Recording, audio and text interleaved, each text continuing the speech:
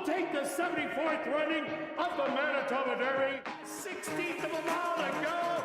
Manitoba is going to give Henry Wynn Jr. his first Manitoba Derby.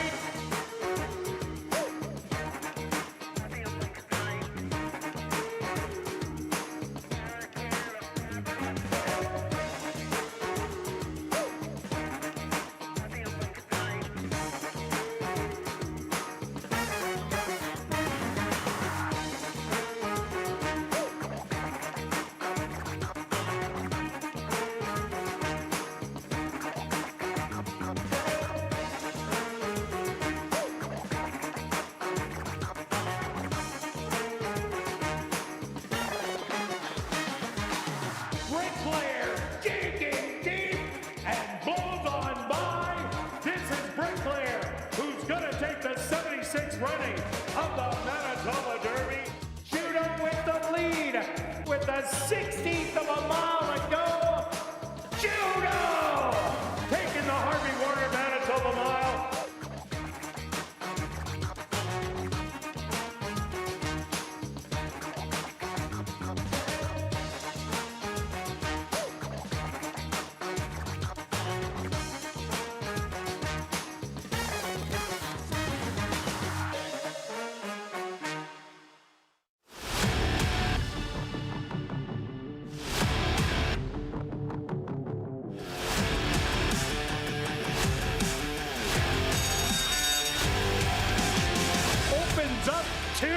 Yeah, baby, you just can't beat them at ASD.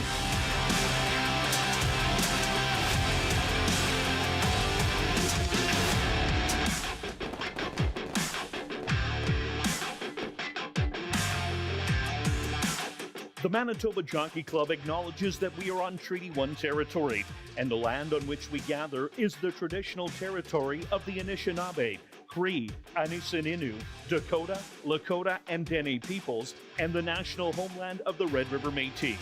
We pay our respects to the First Nations and Métis ancestors of this land. And welcome everybody to ASD Live, brought to you by Manitoba Liquor and Lotteries. Day 9 on the racing calendar. Quick look back at yesterday's racing action. Who is hot? Well, on the jockey side, we have 7 different jockeys getting wins on the card. So Sven Balrup still on top with 10, Javanil Patterson with 8, Antonio Whitehall 6, Tyrone Nelson 5, and Siobhan Townsend with 4. And it was another Jerry Gorno day at the races as he won 4, putting him on top. Now doubled up on Steve Keplin Jr. with 16, Steve Keplin Jr. with 8, then Wendy Anderson, Mike Nault with 4, and Jason Homer with 3. And we also had a couple of stakes races yesterday. The Corporate Shuffle for 3-year-olds. Truly unbelievable. Kamal Santo in the saddle. Robertino Diodoro ended up going wire to wire. And in the Bow Blade, what a race that was. It was won by Jerry Gorno and ridden by Ronaldo Cumberbatch. Bergheim at big odds getting it done. Stretch, what'd you see on the racetrack? Well, don't adjust your sets. We are wearing cowboy hats. Yeah, this is the first time in my life I'm wearing this. It's not wow. Okay. It's not Adam's graphics that he does a good job, which he does. Why are we wearing cowboy hats? It's Western Wednesday. It is Western Wednesday. It's all about the ratings. We're trying to get our ratings up, I guess. I think we should have Metallica Monday, too. Okay, Metallica Monday. Well, I'm into the heavy metal. That's why I don't wear a cowboy hat. That's fair. Okay. Look, it looks okay on you. Oh, thank you. Looks great on me. Oh, it looks terrible on you. All right. Actually, it does suit you. Let's start with yesterday, the original question you talked about. It was a very good day of racing, even with the rain that came down the entire card. The track stayed in great shape, I thought. It was really good. I thought it was a fair track, which does make it tougher, but we had horses go gate to wire, some closers from the back of the pack. What's shaking? Exactly. From dead last. Dead last. Inside and outside. There was one horse that paid over $34. I thought it kind of got lost in the betting there. People got focused on some other ones and forgot that one.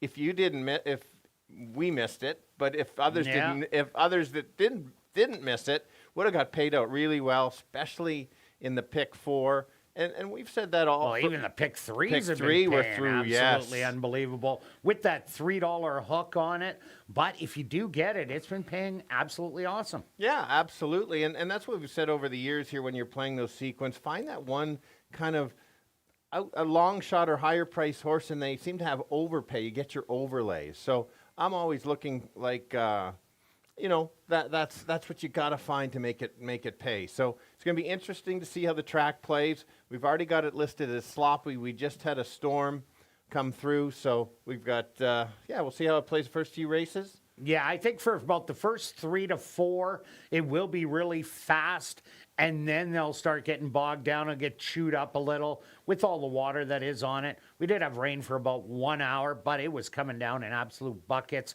Right now, the sun's shining. It is fun. So it opened up for race number 1. It'll be a pot of gold at the finish line. There'll be a We're not going to have to wear leprechaun hats, are we? Maybe that's next week. Okay. Here we go. All right, let's kick it off with the $10,000 claimer for fillies, mares, 3 and up that are non-3 lifers. They're going to go 6 furlong stretch.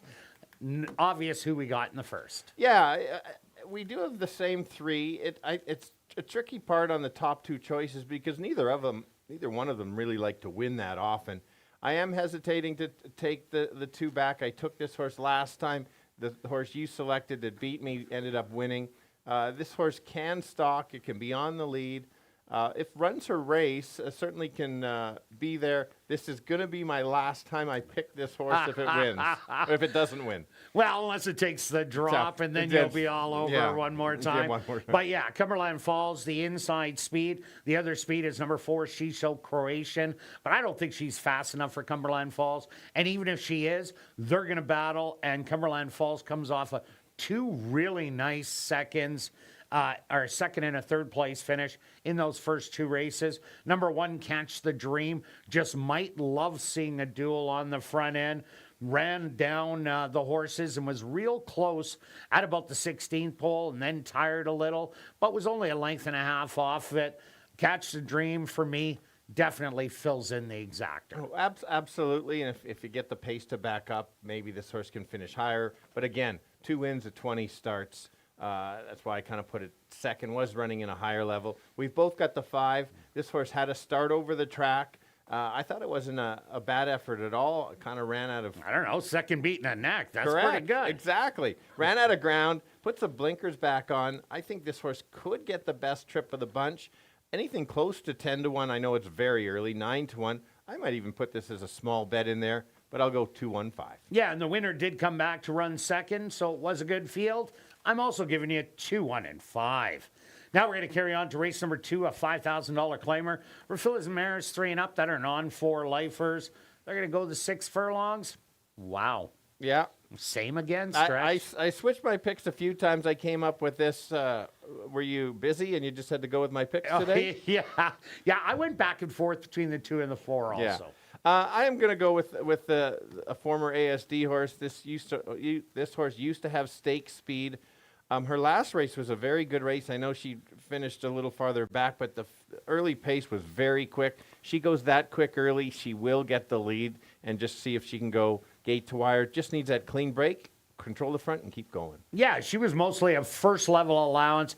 Took a shot at the stakes races, but in the Will Toronjo barn, he's a 25% win clip trainer. It is going 6 furlongs, but I do like the workouts coming in. We both like number 4, Peterson Landing. The horses coming by way of Hastings have done very well. 4 of the trainers from Hastings have won races already here at Assiniboia Downs. Peterson Landing, good workouts coming in. Back-to-back 5 furlong works. This horse last year, 5 for 5 in the money. Only 1 win, but 3 seconds and a third. This horse will be forwardly placed also and should show up today. Absolutely, yeah. Could get the best trip of the bunch. And we both have the 1 in here. This horse almost made my top selection. I thought it was a good first race over the track and can sit close, go to the lead. Just might get that right trip sitting behind because I always like horses that kind of have a choice on how they want to run. So, again, right trip certainly can be there. 2-4-1. And I'm also 2-4-1.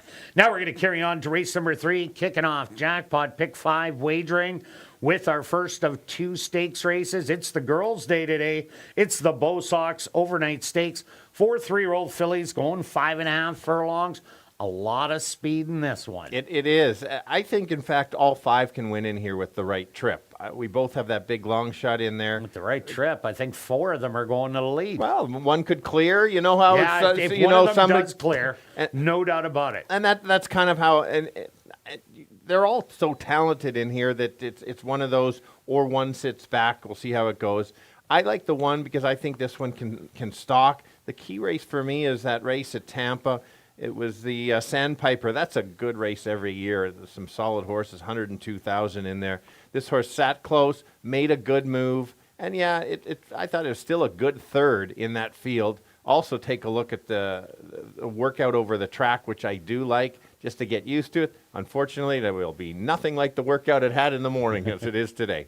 Yeah. Also a horse I like, number 4, Lisa Connects. Here's a horse that could be the only one sitting back, watching the battle and picking up the pieces in the end. The first time out, had to watch number 3, Tap the Parlay, run around the track all by herself as she cleared easy.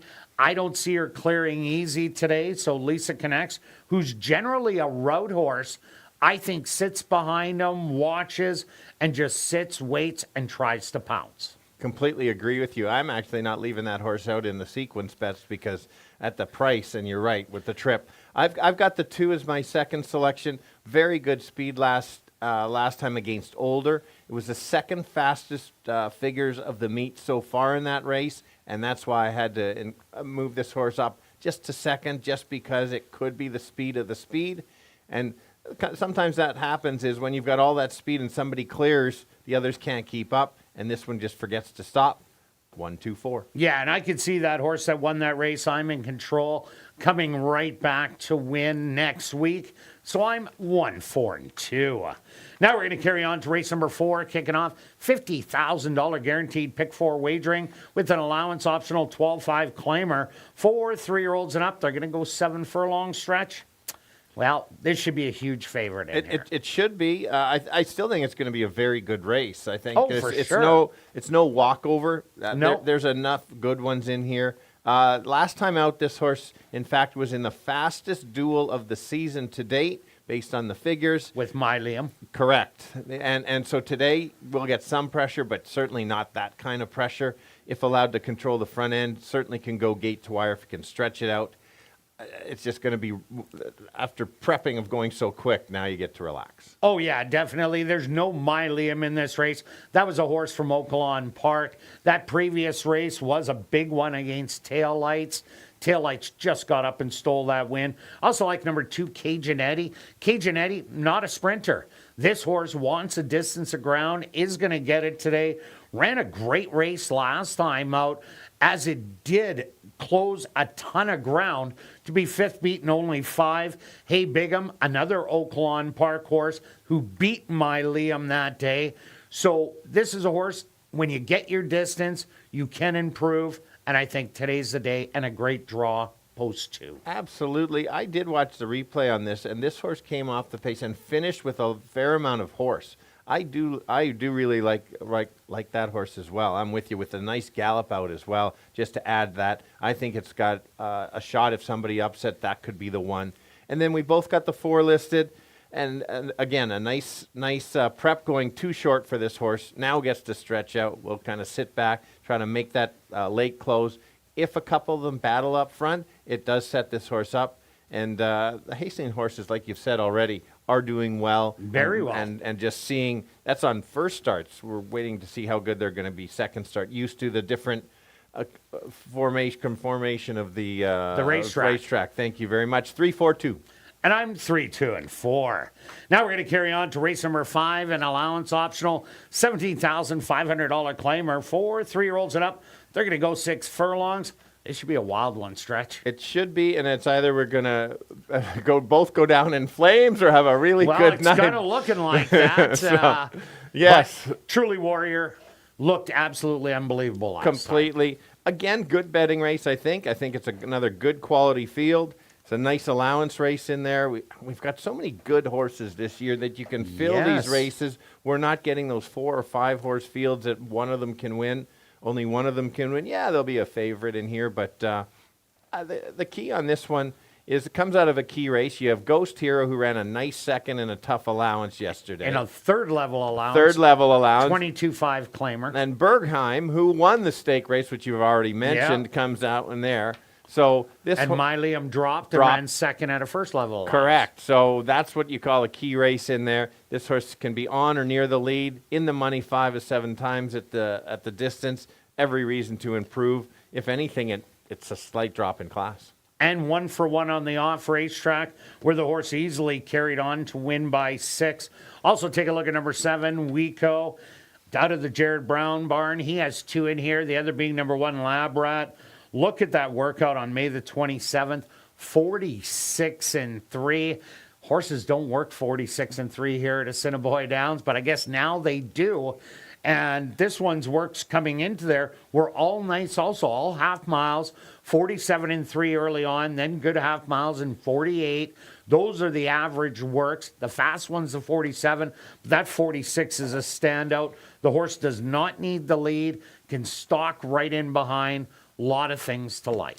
Yeah, and just to add, what I really like about this horse is the races at Keeneland and Aqueduct on the dirt. I'm throwing out the races at Woodbine where sometimes it's a bit of a guess. Definitely. And so I think a top effort certainly can beat both of our top selection. I've got the 4 as my third selection in here. This horse, good first out, comes back, same races as the 5. Yes, didn't beat him, but I thought the horse needed one.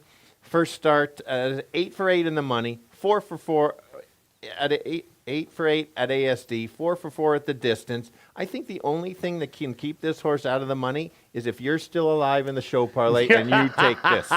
So anyway, 5-7-4, but unless Kirt's still alive and takes the 4, then I'll switch my pick. Well, I got to take number 8. My wife is right. She tells me that all the time. So this horse comes off a good second place finish where it was placed first down at Legacy Downs. But I really like the running style of this horse. On the off track, does have 1 win out of 2 tries. And with that running style sitting just off it, when it does get sloppy and soupy out there, a lot of the jockeys would rather be on the front end. So you're going to get extra added speed to the front. This is a horse that can sit back, make 1 late charge. Tyrone Nelson, you get Jerry Gorno, who won 4 yesterday, who's absolutely on fire. So I'm giving you 5, 7, and 8.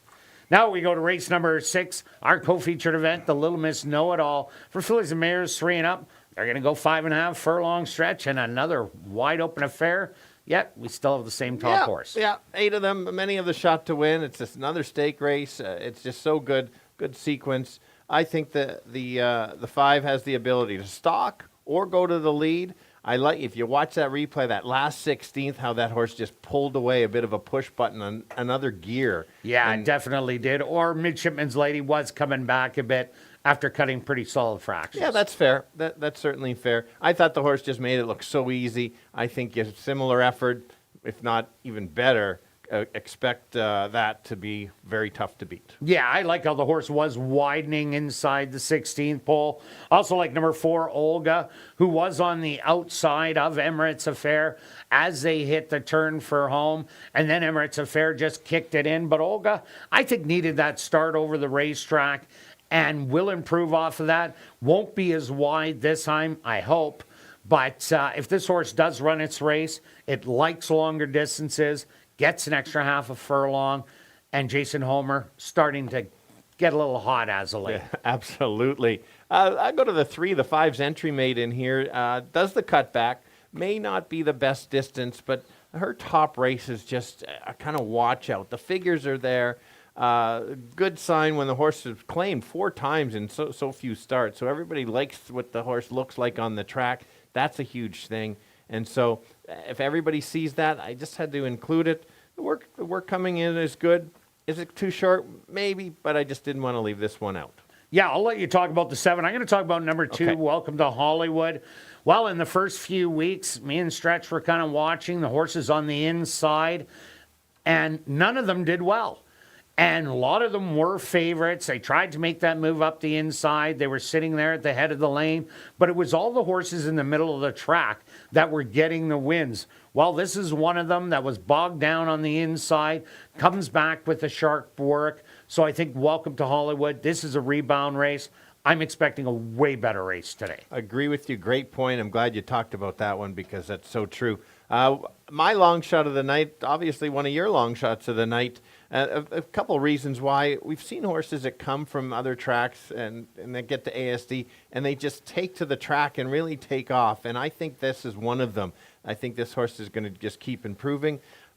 Absolute top effort and runs back to those figures. That puts the horse at least in the top 3, so I couldn't leave it out. Just that was why I put it in. It just ran so good last time out. And I like that it went 6 furlongs, and it's cutting back to 5.5. Yeah, good point. 5-3-7. And I'm 5-4-7. Now we're going to carry on to race number 7, a $5,000 claimer for 3-year-olds and up that are non-3 lifers. They're going to go 5.5 furlongs. This is probably going to be another big favorite, but can it get beat? Good question. It will be the biggest favorite of the night.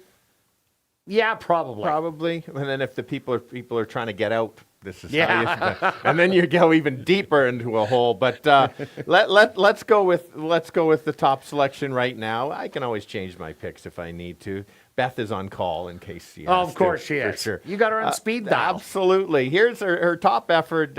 Would make her much the best in here. Has won at ASD at a higher level. And so... Well, the only wins were here at ASD. That's a good point, too. It's a good old drop and pop, find the spot and go. That's all I got. Yeah. Hot trainer, too, cutting back in distance. We know it can go short. A lot of things to like. And then I also like number 5, He Likes Winning. On that same angle, this horse was on the inside, was one of the favorites that day, and just didn't fire. Had really good workouts coming in, had a good form from Century Downs and Century Mile previously. I'm looking at this horse to have a rebound effort, so I moved him up to second. That's fair. And I used the 1 for second for a few reasons. This horse spotted the field a few lengths, of course, the dreaded 1 hole, and then made a late charge cut up to the most of the field, obviously not the winner, but then finished with a really good gallop out and actually passed all the horses by the far turn after the wire. So I think if the horse gets out a little bit better, gets that extra distance, certainly can be there. And talk about conspiracy theorists. Yeah, I've got to include this one, at least to be in the money. Made that nice middle move. Again, watch that replay. Made the move and then flattened. Clearly, to me, it looked like the horse needed a start. And is usually in the mix at this level. Last year was at a little bit of a higher level. And so now is kind of probably stuck in this level until the horse wins.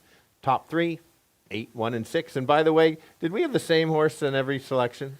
Yeah, it kind of looks like it. Be that yeah, good. that's all not right. Good at all. Could be some changes in here. I'm giving you 8, 5, and 1. Good luck with all your selections this evening, and I'll be right back with the changes on this evening's Carter Racing.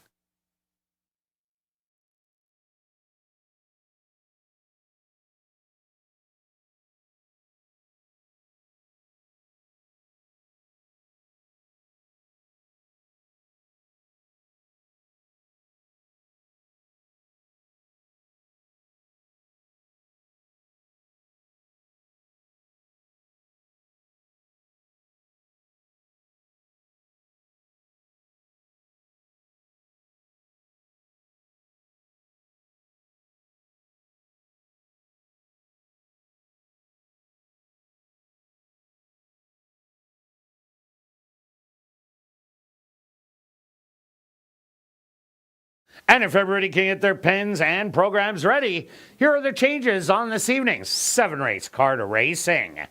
Turning your programs to race number 1. Number 4, She's So Croatian, will run for a claiming price of $12,500. Now turning your programs to race number 2, just a couple overweights. Now turning your programs to race number 3, our co-featured event, the Bo Sox. 4 3-year-old fillies kicking off jackpot pick 5 wagering. Just some overweights. The jackpot pick 5 carryover, just over $86,000. Now turning your programs to race number 4, the Winnipeg Sports Talk race. Kicking off $50,000 guaranteed pick 4 wagering. There are no changes. Now turning your programs to race number 5, our VIP Fan of the Night race.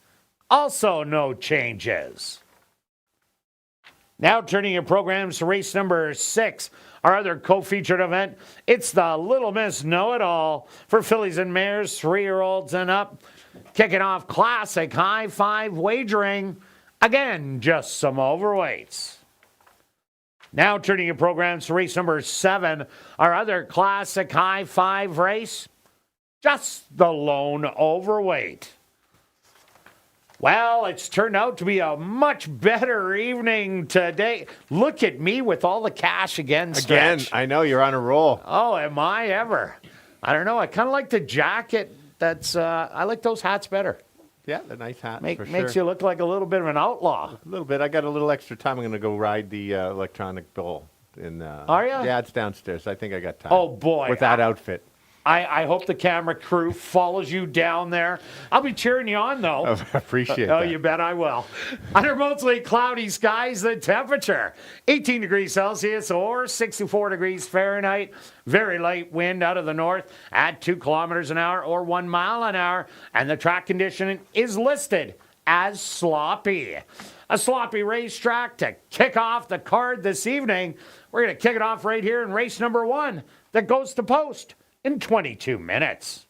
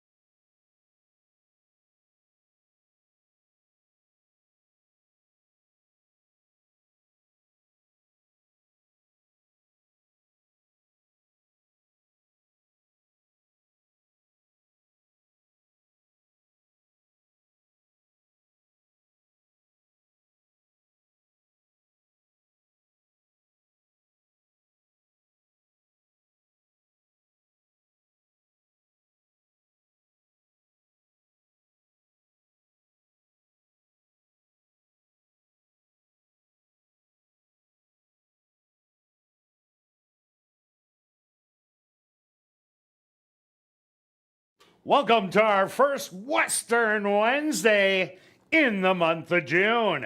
You can join us for some line dancing after race 2 and race 4. And be sure to try your luck on the free mechanical bull located on the main floor. Tonight's concession feature is chili with a smoked cheese and an onion bun for just $10. Enjoy a whiskey business, Southern Comfort, Sprite, and lime juice for $8.50 at all locations, and Coors cans for $7 on the main and third floor. And don't forget to enter for your chance to win a Coors barbecue. Ballots are available in the lobby, and the draw will be taking place on Wednesday, June the 24th. And while you're in the lobby, make sure you enter tonight's VIP Fan of the Night and $10,000 lucky long shot draws. One ballot gets you in for both draws. For our VIP Fan of the Night, you win great prizes, exclusive behind-the-scenes access, and a chance to watch a race from the winner's circle. And here's the big one. The person that's drawn for the $10,000 lucky long shot gets to spin the lucky long shot wheel for a chance to win up to $10,000 cash if the horse with the highest odds wins the last race. Have a great night of racing.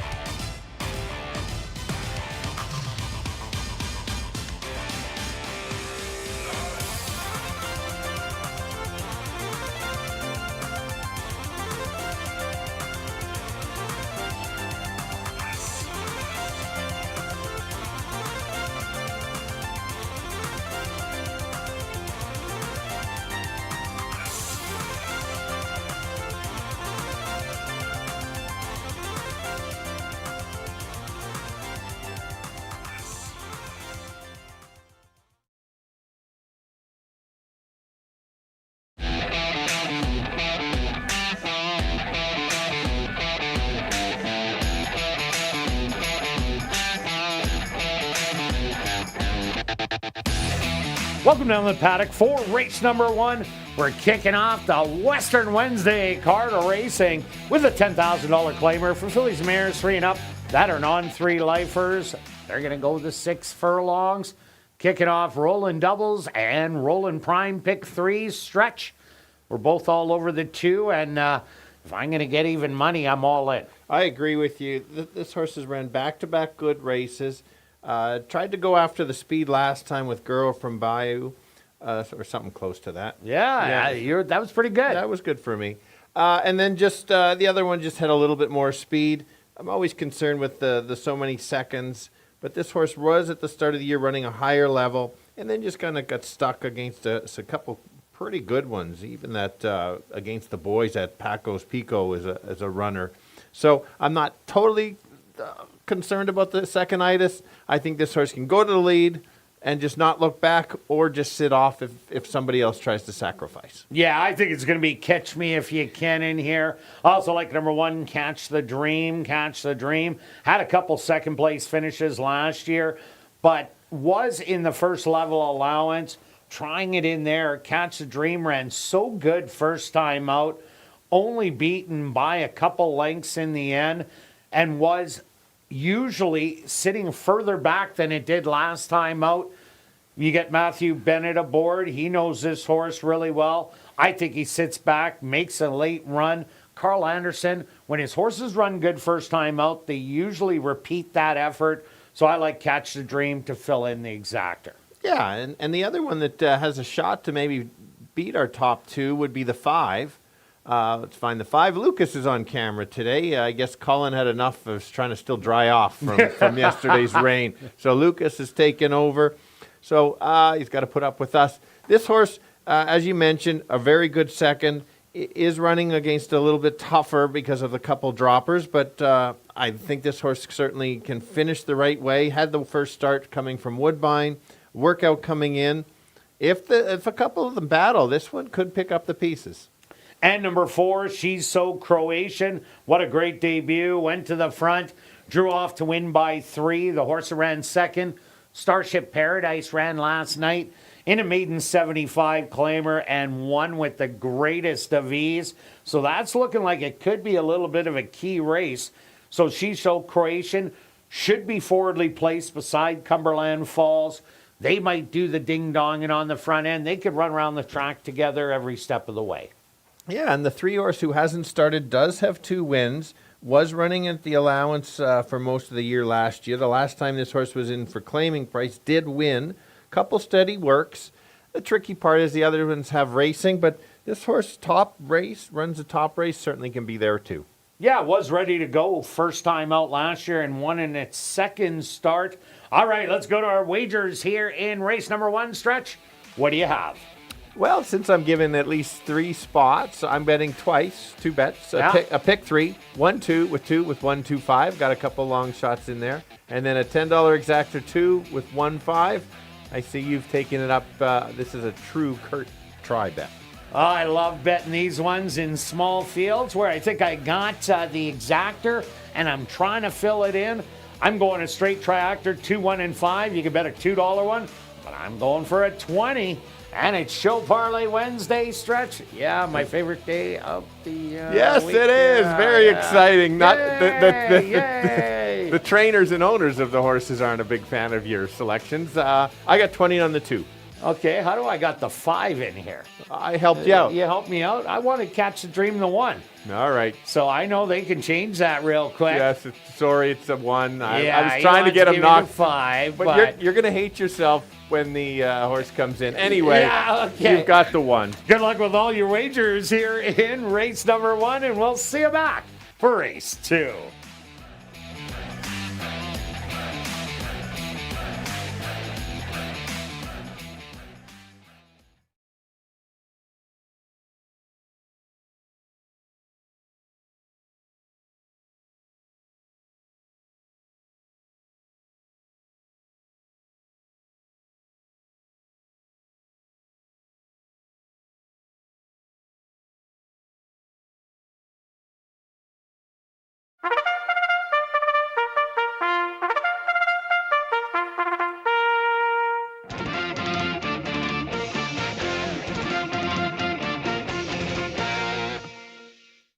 The horses are on the track for race number 1. They're going to go 6 furlongs for $15,200. Number 1 is Catch the Dream, owned by Tom Boyko, trained by Carl Anderson with Matthew Bennett. Number 2, Cumberland Falls, owned by Black Diamond Stable and Kenneth Lee Gardepy, trained by Tom Gardepy Jr. with Ronald Alley. Number 3, Zabibo, owned by Dr. Ross and Brenda McKeag, trained by Carl Anderson with Rashawn Brewster. Number 4, She's So Croatian, owned by Windancer Stable and Norm Suderman, trained by Wendy Anderson with Javanil Patterson.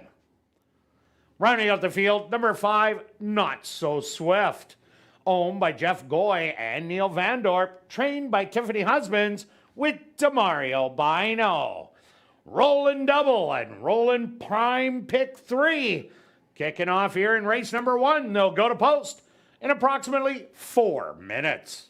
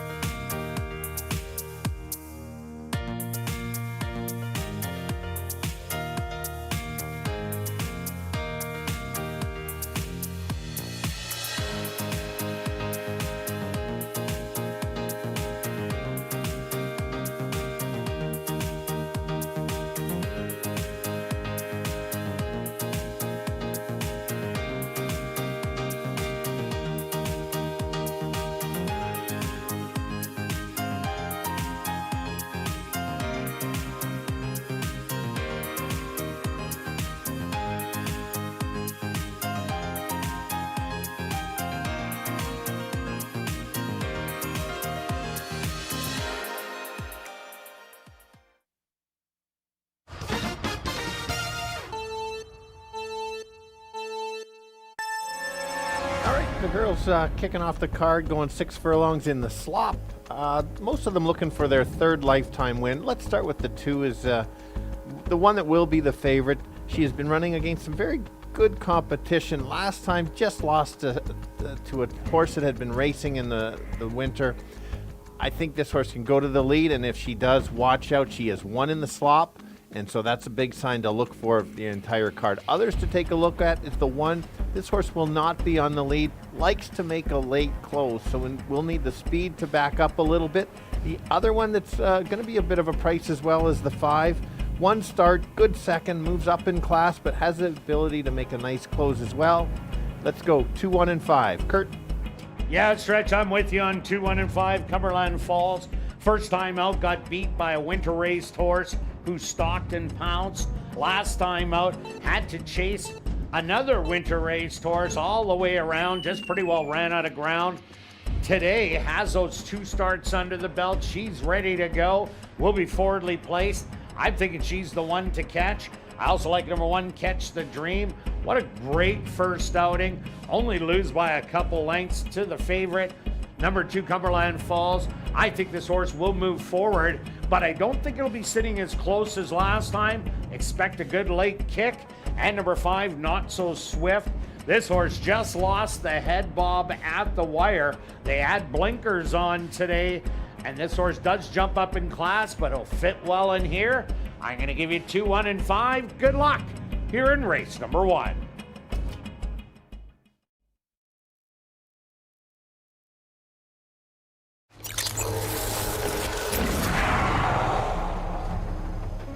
It's now 2 minutes to post time at ASD.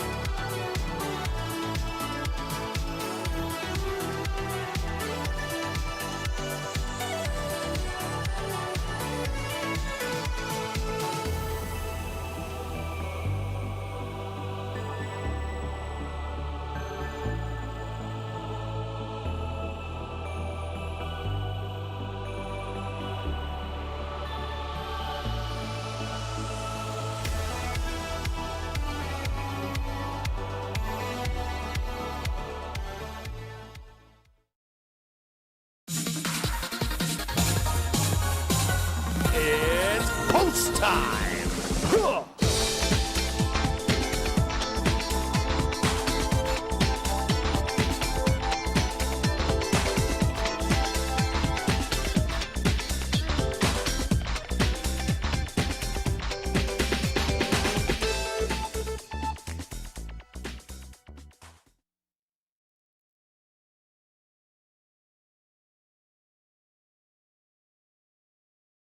Catch the Dream.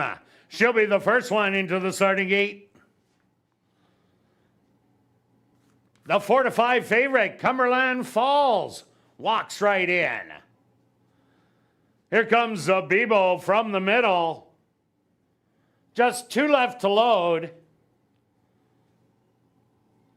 She's So Croatian.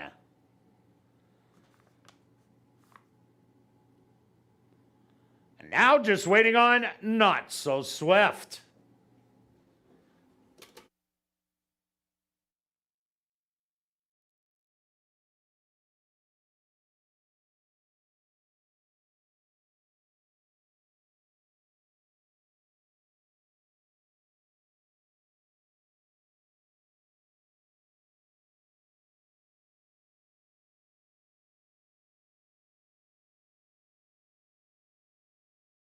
Front gates are open for Not So Swift. Once she does enter the starting gate, the front gates will be closed.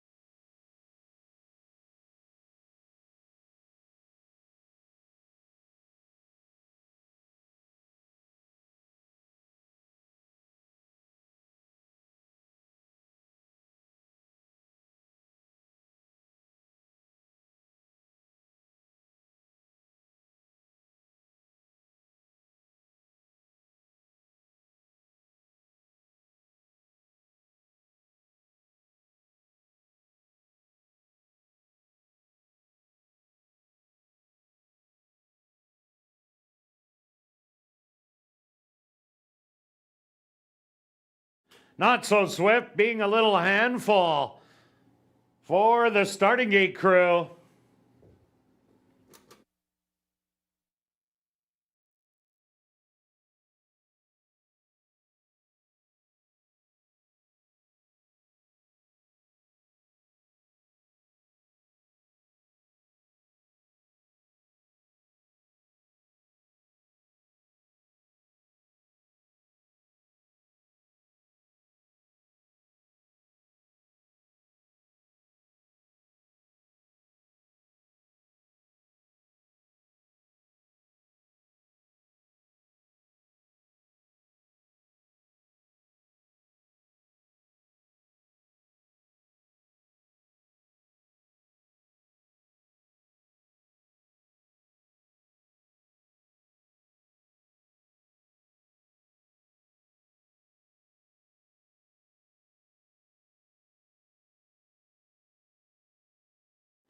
Number 5, Not So Swift, is going to be trying to load without jockey Demario Bino.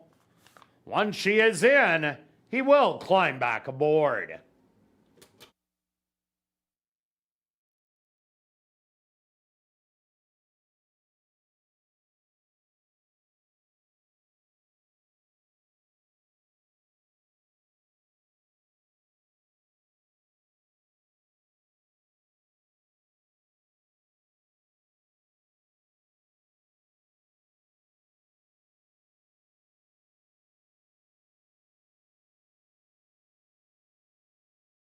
Ladies and gentlemen, we have a late scratch to report, and this is the first race.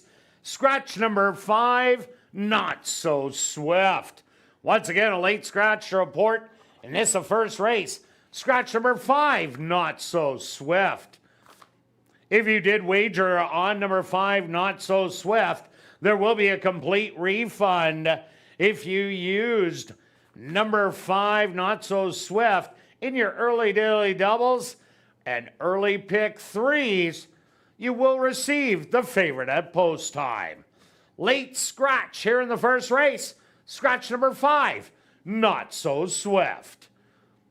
The horses are being unloaded. Post time approximately 3 minutes away.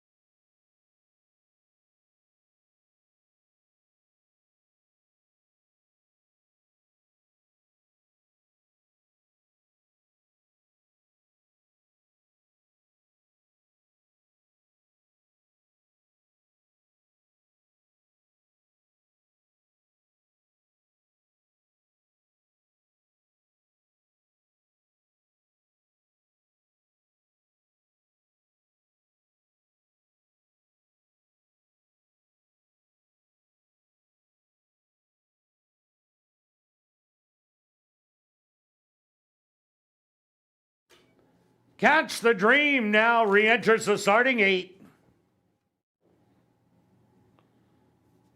Cumberland Falls.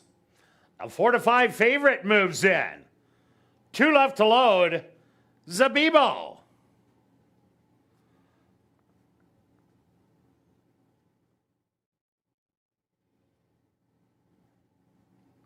And now just waiting on She's So Croatian.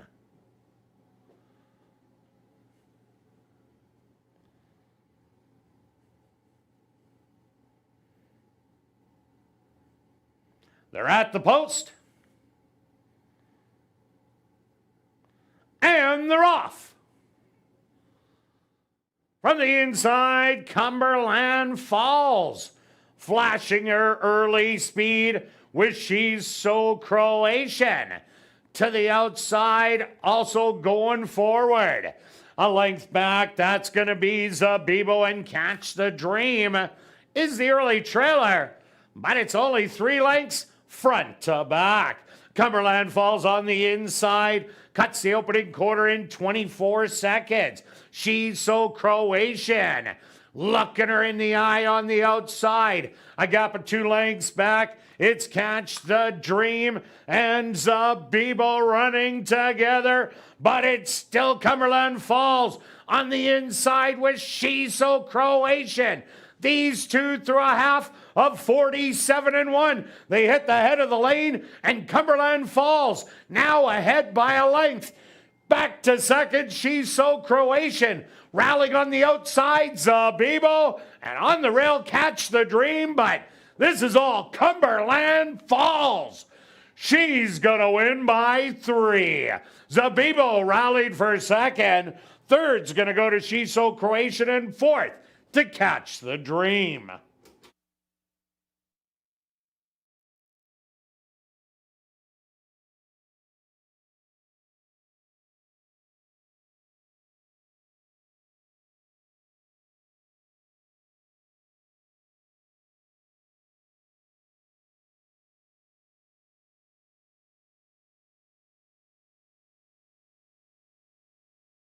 The stewards of posted number 2, Cumberland Falls, as your race winner. Second goes to number 3, Zabibo. Third to number 4, She's So Croatian. And fourth to number 1, Catch the Dream. They went the opening quarter 24 seconds. The half 47-1. 5 furlongs, 59-4. Time for the 6 furlongs, 113-2.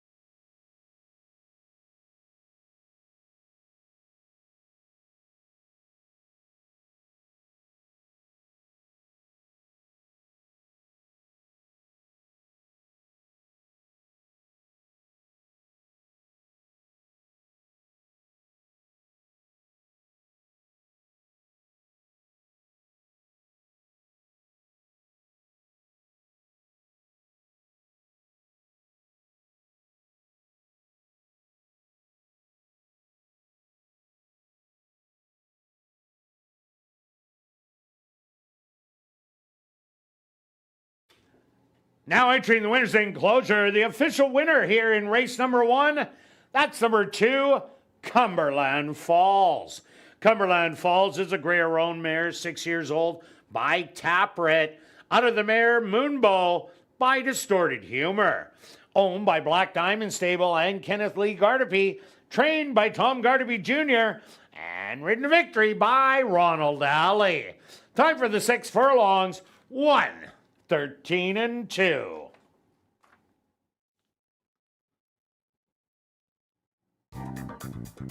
Race 1 is official in the upcoming second race. There are no changes. Rollin' double and rollin' prime pick 3 here in race number 2.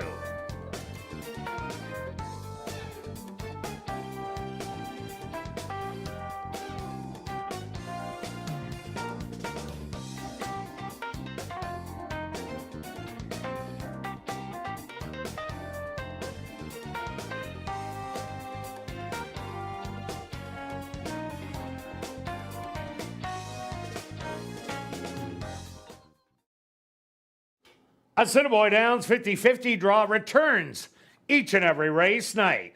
Tonight's jackpot is $220 and growing. Tickets are 1 for 10, 10 for 20, 50 for 50, or 200. for $100. You can get your tickets at Guest Services, the VLT Cashier's Cage, from the designated roaming 50/50 ticket seller, or just go online at 5050.asdowns.com. The draw will take place at 10 p.m. tonight, and proceeds do benefit Final Furlong and the Winners Foundation. And take note that you do not need to be in attendance to win. Check our website at asdowns.com for the winning number. And don't forget to check out the 140 VLTs in our spacious Club West Gaming Lounge, located on the second level of the grandstand and open daily from 10 a.m. to 1 a.m. And tonight and every race night, we'll be drawing for $500 in cash at 11:30 p.m. during Crazy Hour in the VLT Lounge. And just a reminder that line dancing will take place on the main floor after race number 2. Everyone who joins in will receive a ballot for a chance to win a $25 wagering voucher. We hope to see you dancing.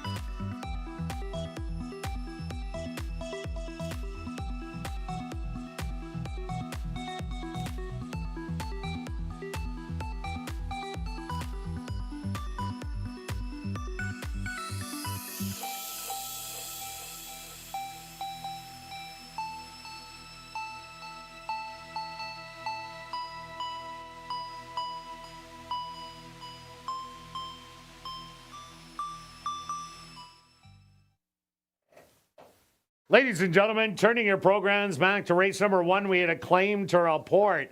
Claim for $15,000 was number 1, Catch the Dream, claimed by Tom Payne and Elton Dickey, trainer Elton Dickey.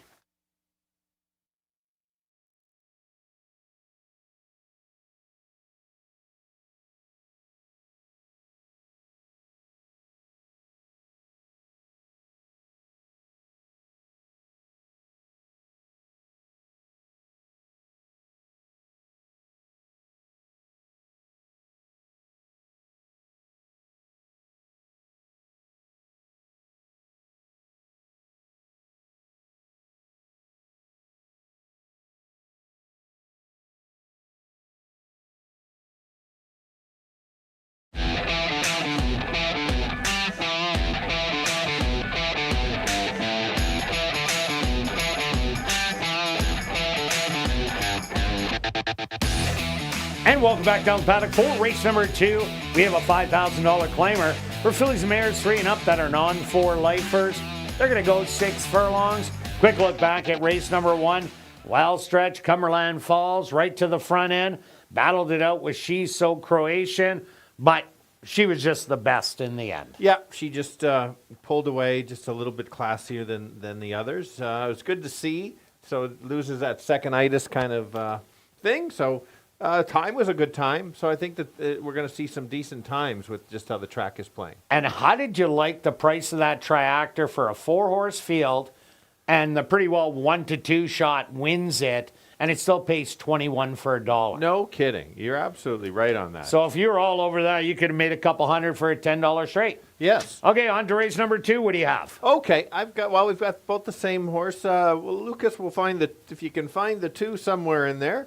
This horse is coming from Century Downs and Century Mile.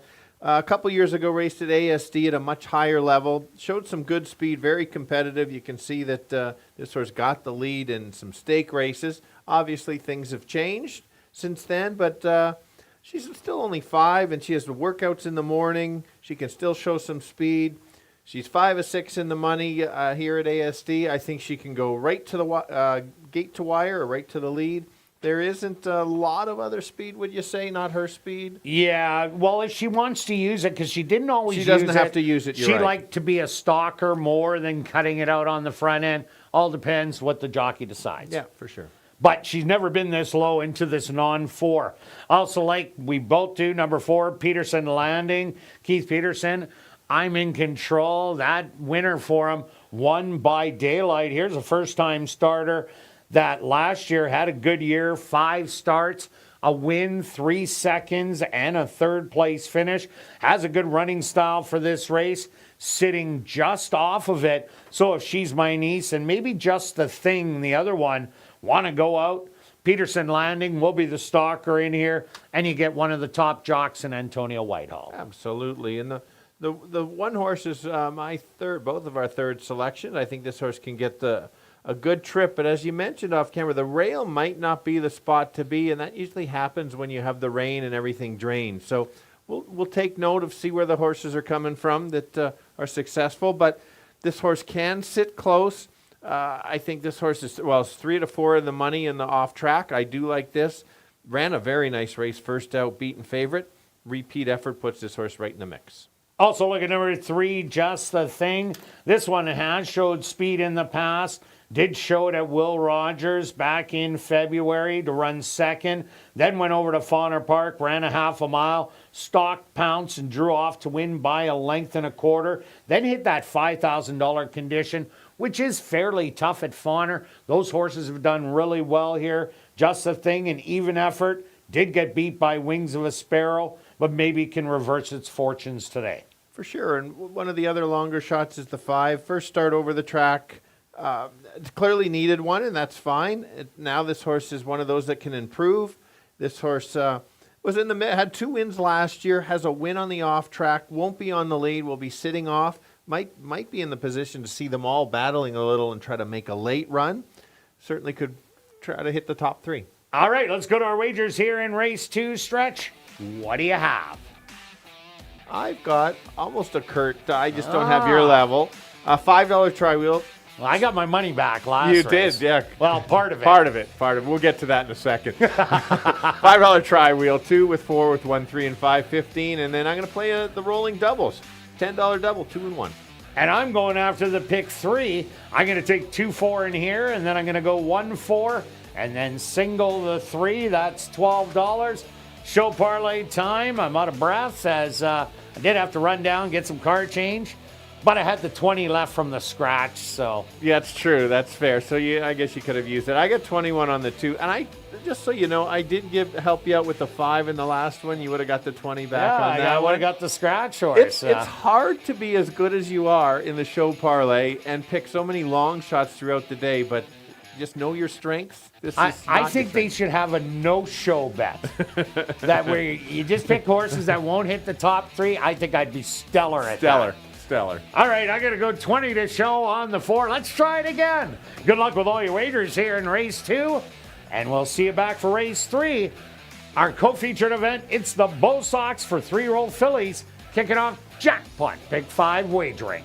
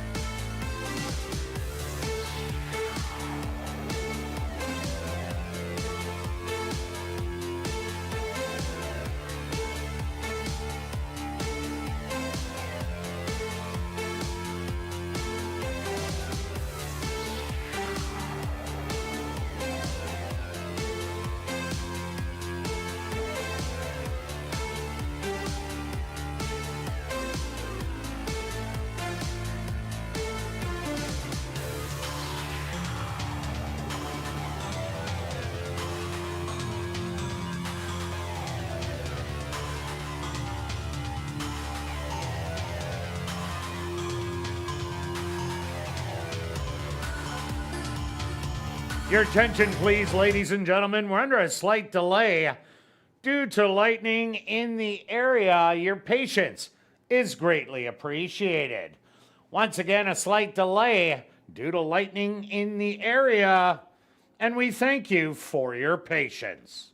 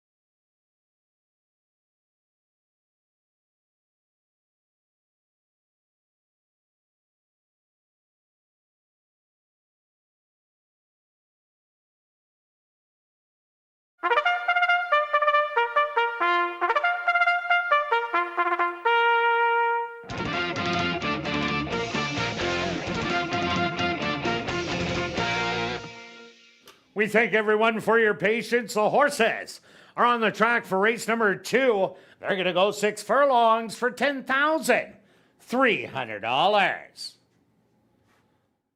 Number 1 is Wings of a Sparrow, owned by Pan Am Racing, trained by Stephen Gaskin with Tyrone Nelson.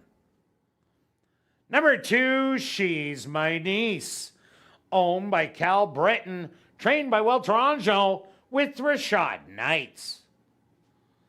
Number 3, Just the Thing, owned by Pan Am Racing, trained by Stephen Gaskin with Demario Bino. Number 4, Peterson Landing, owned by Roderick McIver and Keith Peterson, trained by Keith Peterson with Antonio Whitehall. Rounding out the field is number 5, Spun Out of Control, owned by Arneson Farms, trained by Lise Pruitt with Sierra Pruitt. Roland Double and Roland Prime pick 3s here in race 2. They'll go to post in approximately 3 minutes.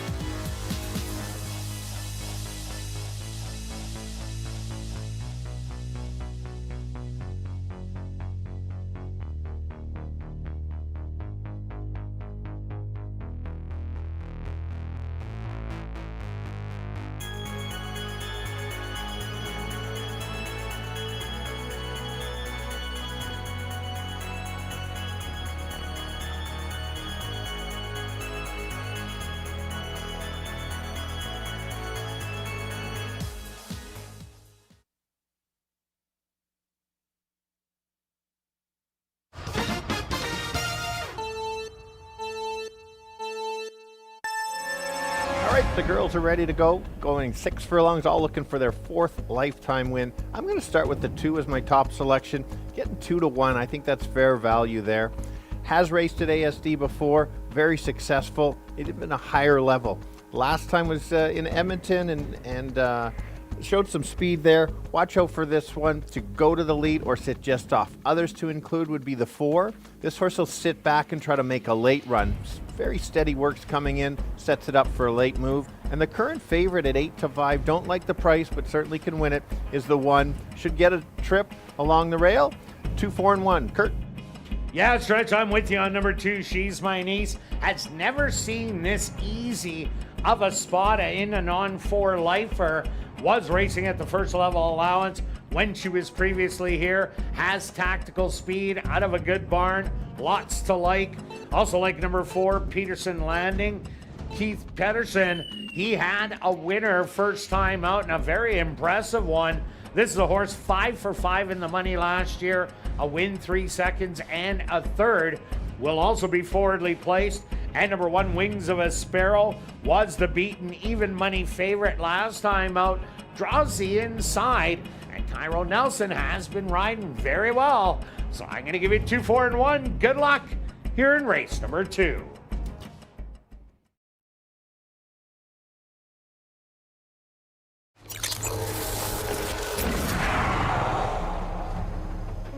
It's now 2 minutes to post time at ASD.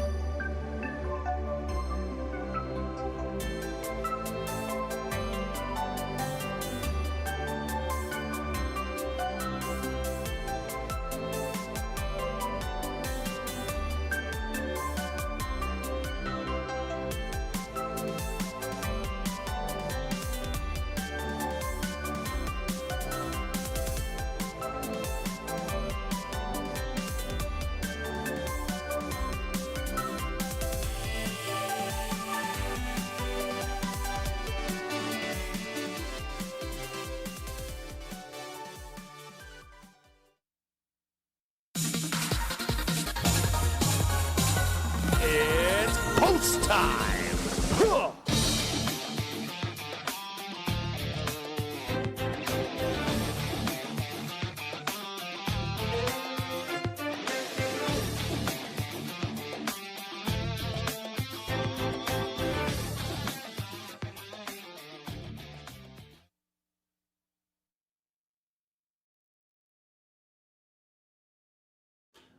Wings of a Sparrow. She's the first one in.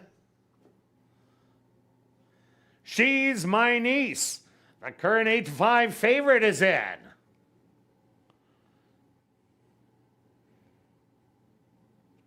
Next up, Just the Thing. Just 2 left to load. Peterson Landing. And now just waiting on Spun Out of Control. They're all set.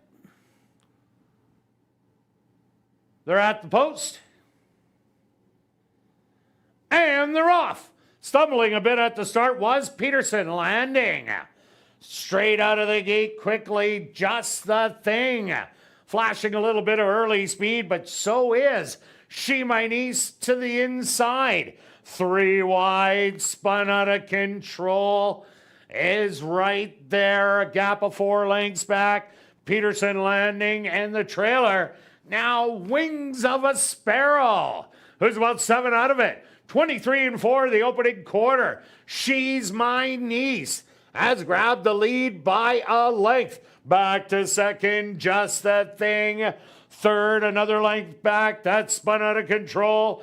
Peterson Landing, after the poor beginning, making up 4 wide move. And Wings of a Sparrow is well back. They hit the head of the lane. The half, 47 seconds. And it's She's My Niece, fully in control now by 4. Just the Thing eating up some ground on the far outside. Peterson Landing coming with a big late run, but She's My Niece is going to hang on and win it. Peterson Landing in second. Third, Just the Thing. And fourth, Spun Out of Control.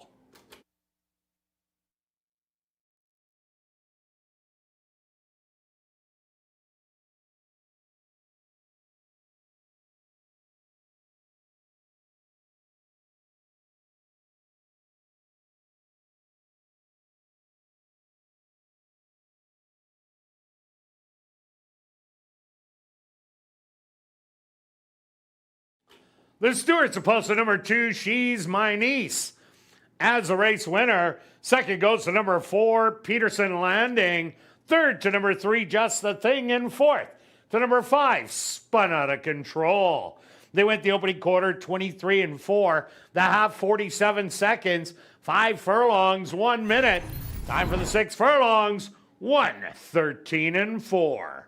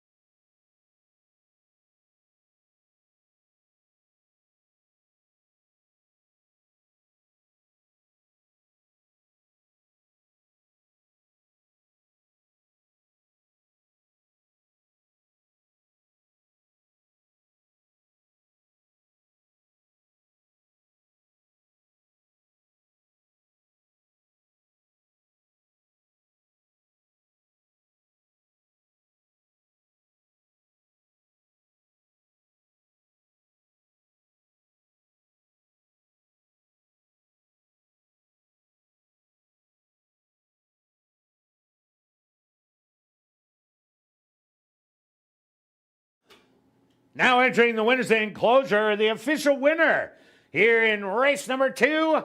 That's number 2, She's My Niece. She's My Niece is a bay mare, 5 years old, by Hard Spun. Out of the mare, Any Day Is My Day by A Fleet Alex. Owned by Cal Britton, trained by Will Toronjo, and ridden to victory by Rashad Knights. Time for the 6 furlongs, 1:13-4. Race 2 is official in the upcoming third race. Our co-featured event, it's the Bo Sox 4 3-year-old fillies. Kicking off jackpot pick 5 wagering. There are no changes. We'll carry on with the rest of the changes in this evening's pick 5. There's no changes in race 4, 5, 6, or 7. Jackpot pick 5 wagering with a carryover of just over $86,000. They'll go to post for the Bo Sox in 13 minutes.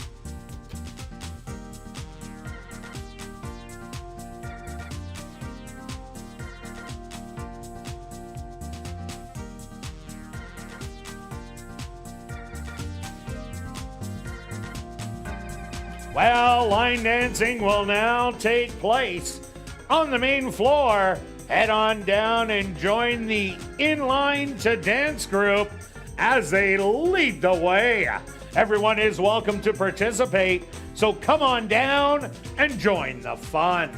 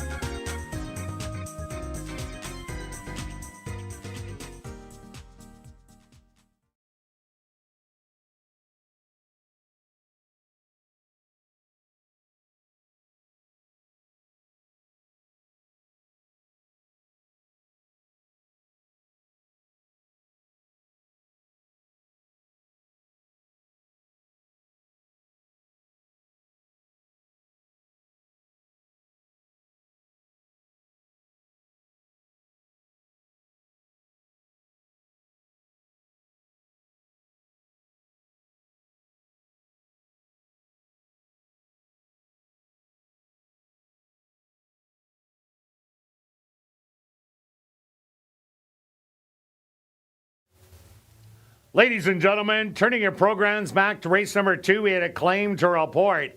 Claim for $5,000 was number 1, Wings of a Sparrow, claimed by Elton Dickey, owner-trainer.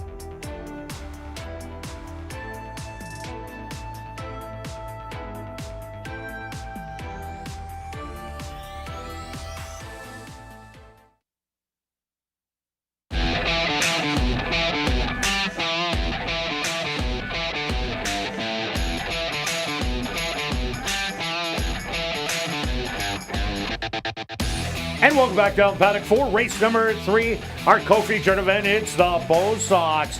4 3-year-old fillies going 5.5 furlongs. Kicking off jackpot pick 5 wagering. Quick look back at race number 2. Well, number 2, She's My Niece. Really loved going against those non-4 lifers. Did show speed and held on for the win. But Peterson Landing stumbled coming out of the gate and came hard late. And that's one to tab for next time. Absolutely. The extra distance ran. I'll figure those GPS figures out to let you know next time. Just of note, if you're a small, when there's only 5-6 horses in a try, and you like a couple keys, something to play. Like I put a $5, and depending on the budget, but the $1 price in that race with the favorite winning second for choice the triactor. For the triactor. Paid $25.30 for a $1 one. And so if you took Stretch's bet for $3, you would have got back $25, $5, 125. Correct. So just pay attention. Good one, Don't Stretch. Thank you. Don't just Good that you're learning from me something. I am learning something from you. Nothing to do with the show bets, but here we go. Let's kick it off. A good stake race, 5 of them in here. Let's start with the one along the rail. This horse is coming from Keeneland. Got claimed out of that race. That race was not bad at all. But the races I really like is the Tampa race, where this horse was in a stake race, came off the pace to just lose. It won big at Gulfstream. That's not easy to do, especially that time of year. So you get some solid horse 3-year-olds there anyway. That might not be on the Derby trail because it's done. But, yeah, just something to pay attention to. And the winner won easy in there, so it was only 4 That's lengths true. Good out point. of second. I also like number 4, Lisa Connects, because the 1 Evolution, the 2 Witslow Ringer, the 3 Tap the Parlay, and the 5 We Can Only Imagine. They all possess early speed. Lisa Connects was a stalker who ended up eating up a little bit of ground late, only lost the photo for second. This is a horse that predominantly raced at a route of ground. I can see this one sitting dead last in here, and it doesn't look like the rail's that good today, but not a surprise as the water does go to the infield, so it's a little muddier down at that rail. This horse stays off it and just waits. If that speed comes back, it just might be able to run by him at 10-1. Agree with you. Will be the long shot. And who will be the opposite end? That'll be the 2. I think she could be the speed of the speed. Ran against Older last time. Great effort. I mentioned on ASD Live that race was one of the faster races of the meet. And we're going to see I'm in Control next week, you think? Yeah, it'll be in the first level allowance because it was a non-2 lifer in that race, so it gets under the hook, non-3 life in the first level allowance, again protected. Yeah, so now back in with the 3-year-olds after showing some nice speed, gets the same distance.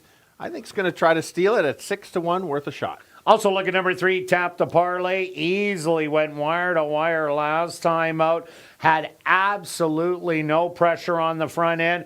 But what a great debut for Tap the Parlay. Should move forward off that race. And if Witzel, Ringer, or Evolution, or We Can Only Imagine, don't show any speed, this horse can end up going a long way. Getting some money right now at 4-1.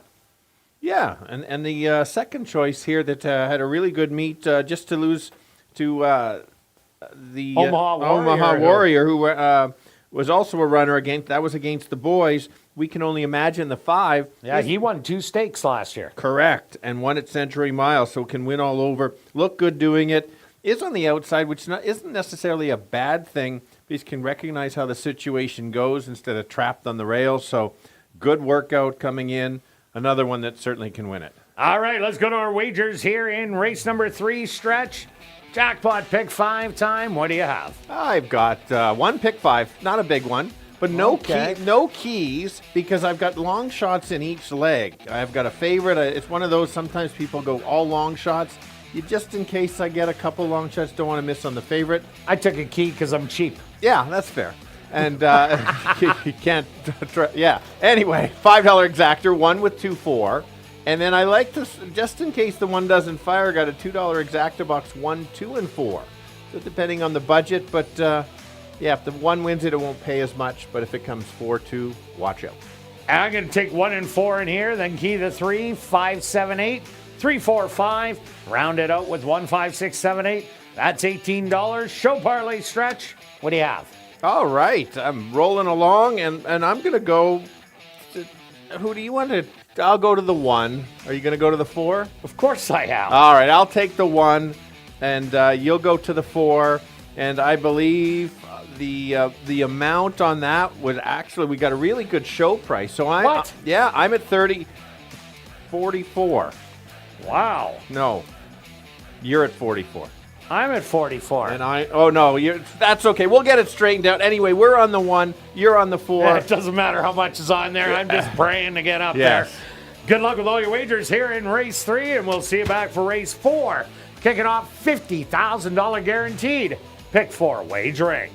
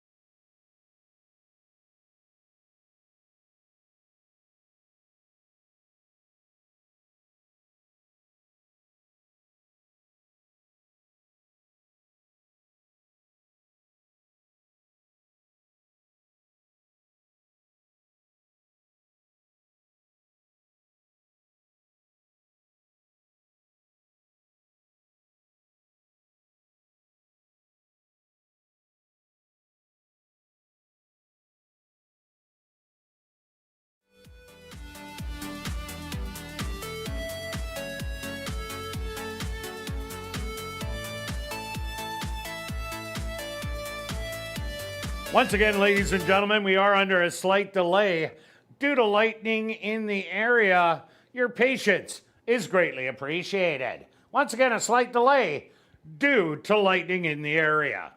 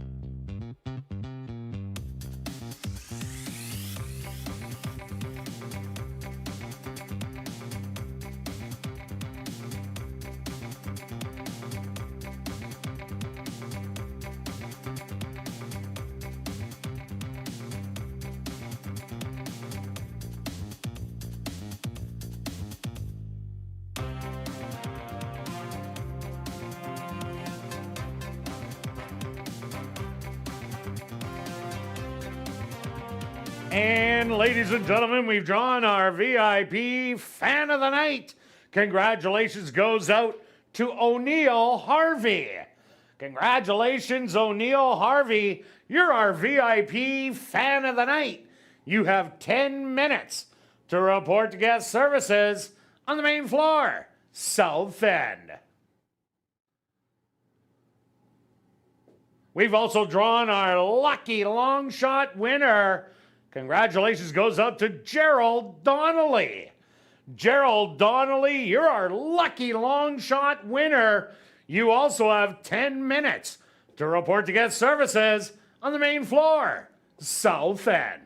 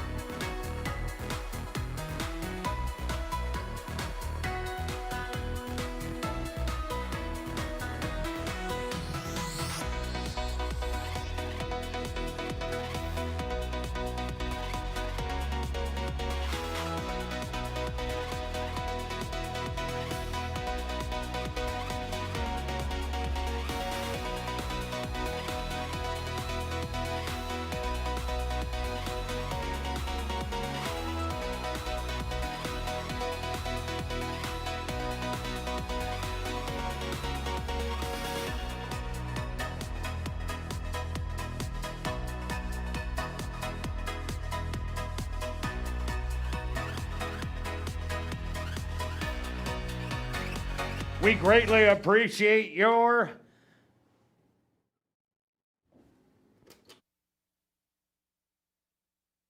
greatly appreciate your patience here for the delay in race number 3. The riders are up.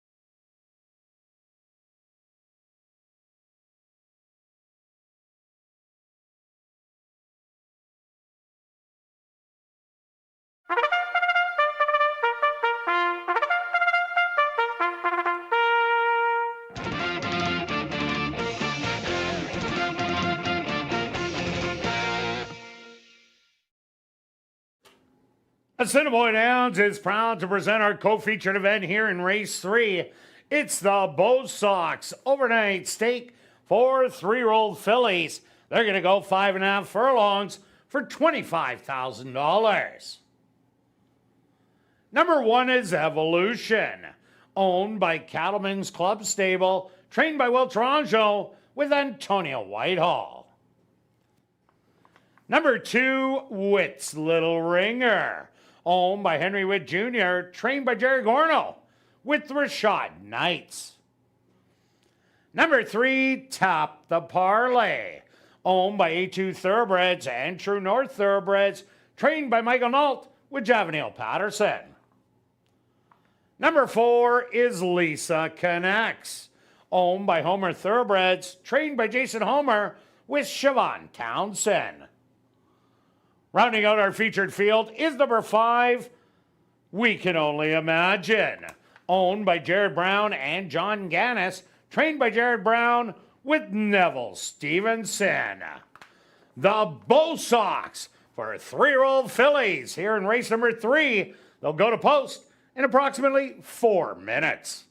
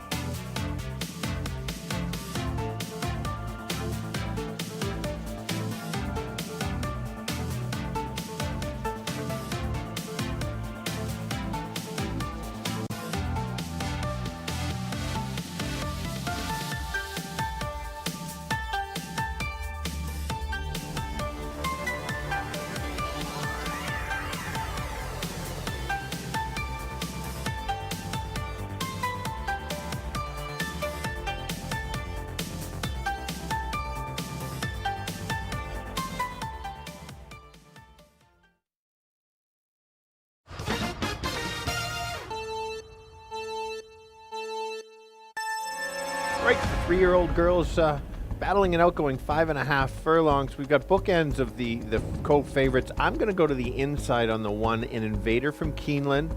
Has shown some very good races down south, especially at Tampa and Gulfstream. Runs back to those, watch out, could be tough. Like the workout coming in, says she can handle our track. Who's the speed of the speed? That's the 2. 6-1, now 5-1. Certainly can clear, really good first race here. If can carry the speed, that could be the other one. At the back end of the field, that'll be the 4, the longest shot on the board at 17-1. We'll see them all in front of her and then try to make a late close. She might get there. and you will get paid 1, 2, and 4. Kirt? Yeah, Stretch, I agree with you. I went to number 1, Evolution also. Ran with Keeneland last time out. Has showed speed in stake races. Was well beaten last time out, but the winner won by daylight. I expect the horse to go out, try and control the front end, which isn't going to be easy. So that's why I took number 4, Lisa Connects. For second, Lisa Connects. Well, this is the horse that doesn't have a lot of early speed. The other 4 do. She has road experience, so she'll be able to do the distance, sitting off the pace.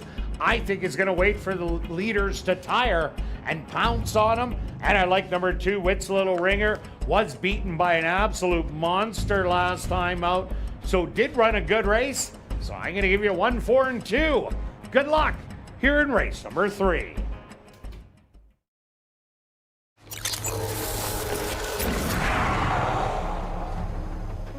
It's now 2 minutes to post time at ASD.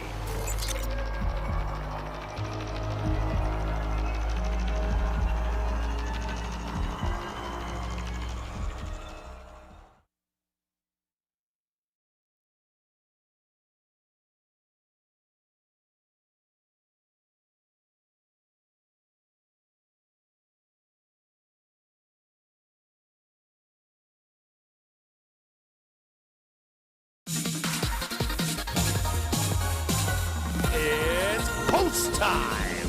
Huh.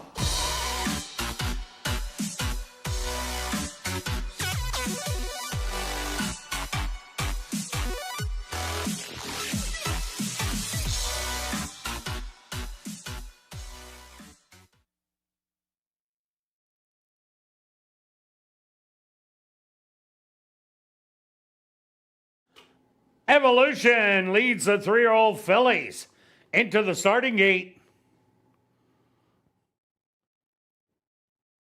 Wits Little Ringer walks right in. Next up, Tap the Parlay. Just 2 left to load. Lisa Connects.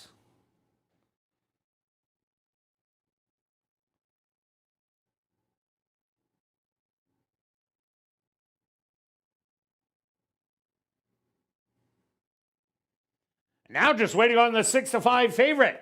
We can only imagine.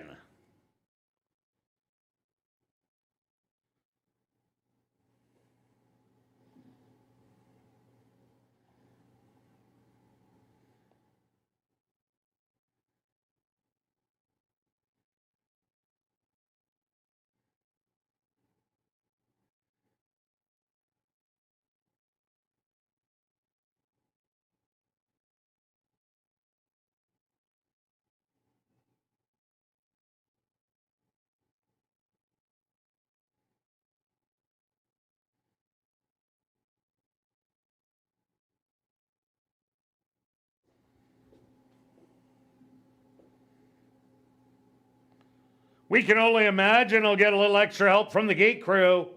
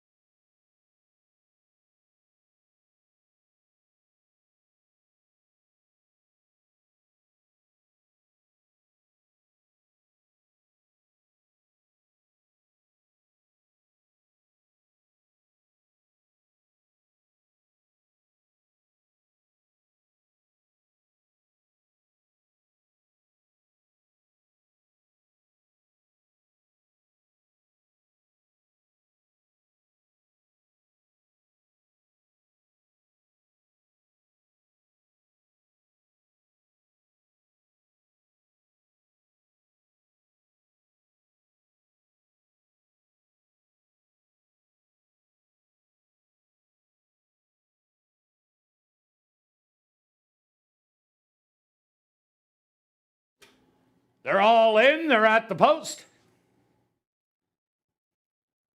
And they're off in the bow socks. From the inside, Witt's Little Ringer shows the good early speed, but on the outside, here comes Tap the Parlay on the rail. Evolution is going to make it a trio. Then 2 lengths back, We Can Only Imagine, and another 7 to the trailer. Lisa connects. The opening quarter, 23-2. Evolution has now taken over by a length and a half. Witt's Little Ringer back to second. Tap the Parlay. Third on the outside, We Can Only Imagine, trying to gain some ground, and here comes Lisa Connect. From the back of the field, they hit the head of the lane, and Evolution has now opened up 5 through a half mile in 46-1. Evolution, a 16th of a mile to go, and she's on cruise control. She is going to win by 5. Lisa Connects rallies for second, very close for third.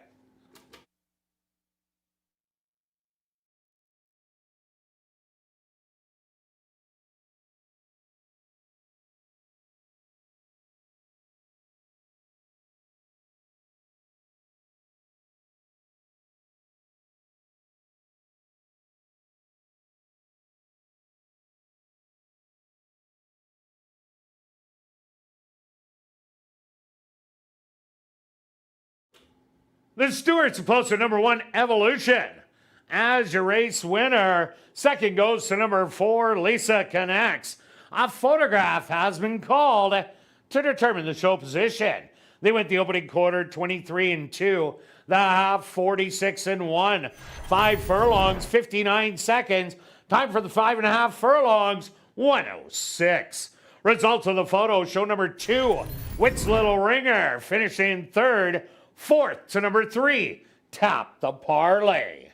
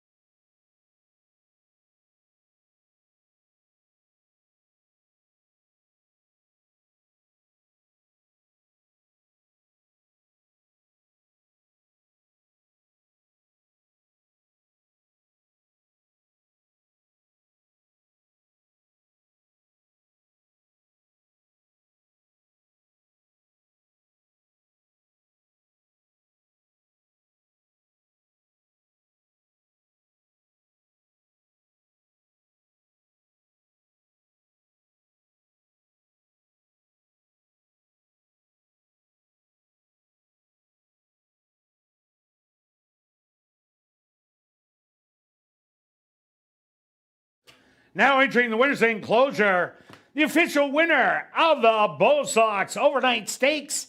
That's number 1, Evolution. Evolution is a chestnut filly, 3 years old, by Brethren, out of the mare Sweet Calisis by Mammonites.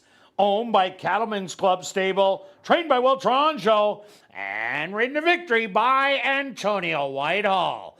Time for the 5.5 furlongs, 1:06. Congratulations goes out to trainer Will Taranjo, who scores the double. Back-to-back winners for trainer Will Taranjo.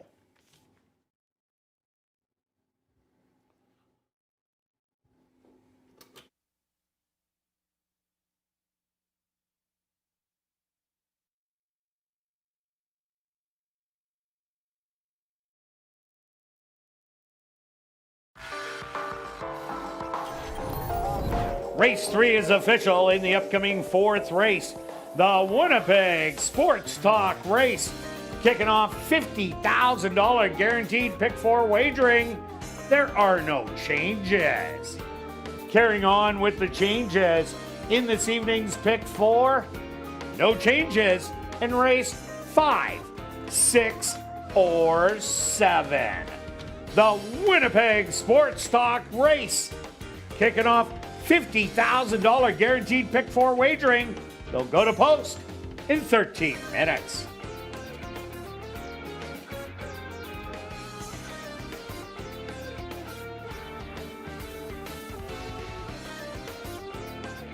And just a reminder to get your 50-50 tickets.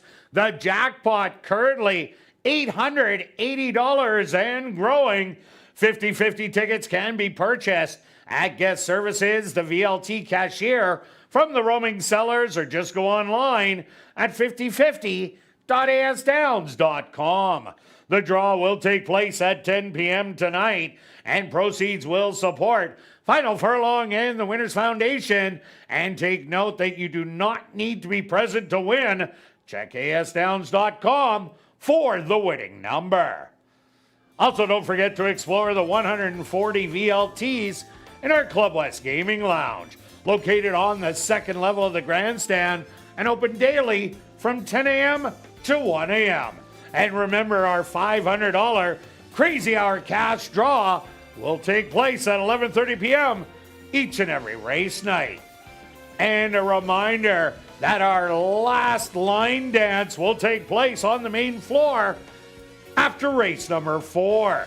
Everyone who joins in will receive a ballot for a chance to win a $25 wagering voucher.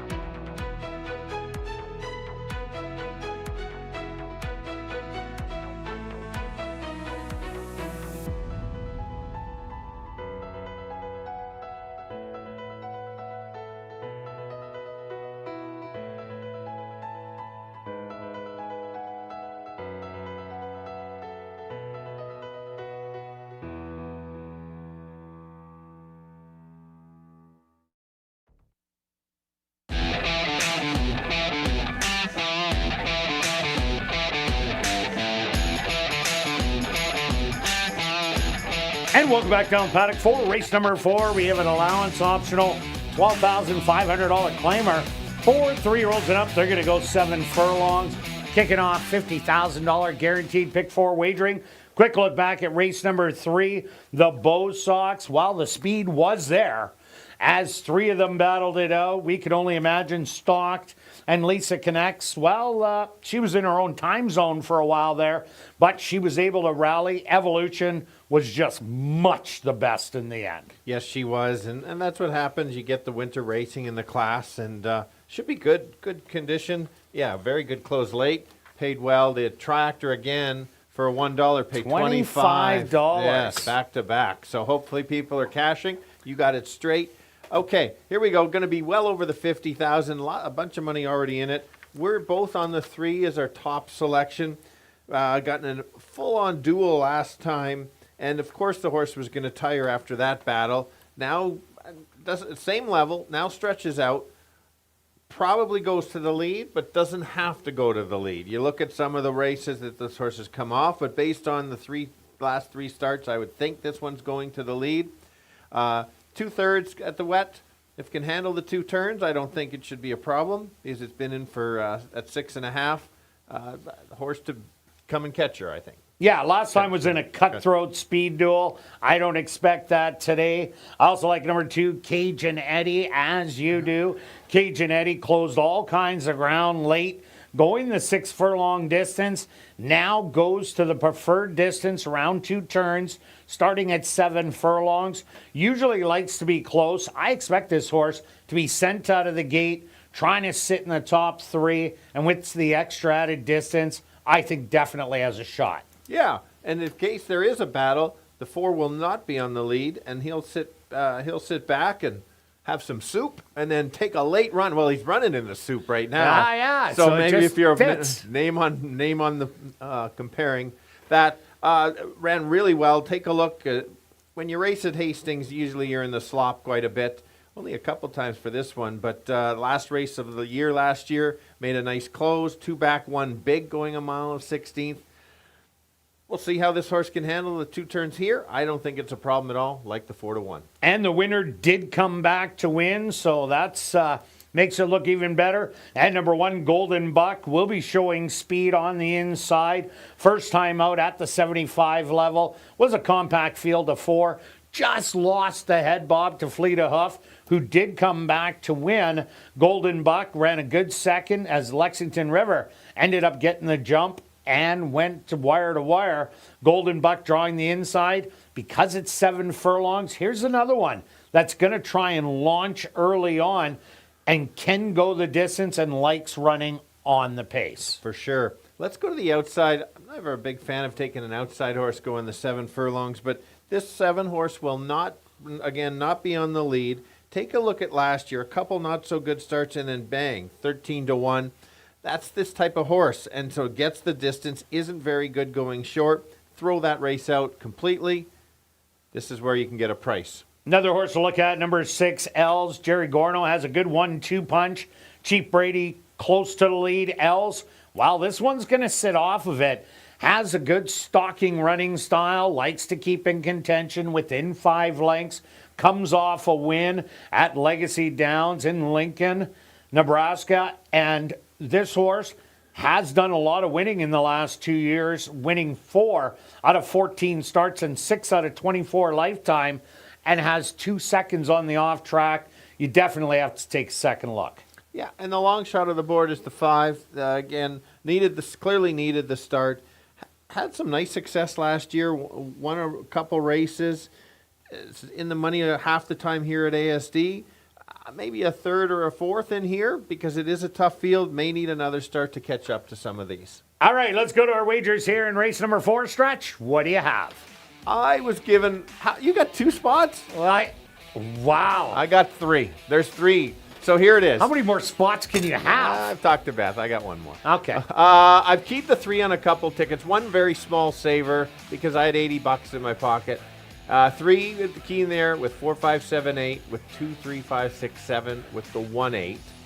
And then if the 3 doesn't win, I've got a bit of saver.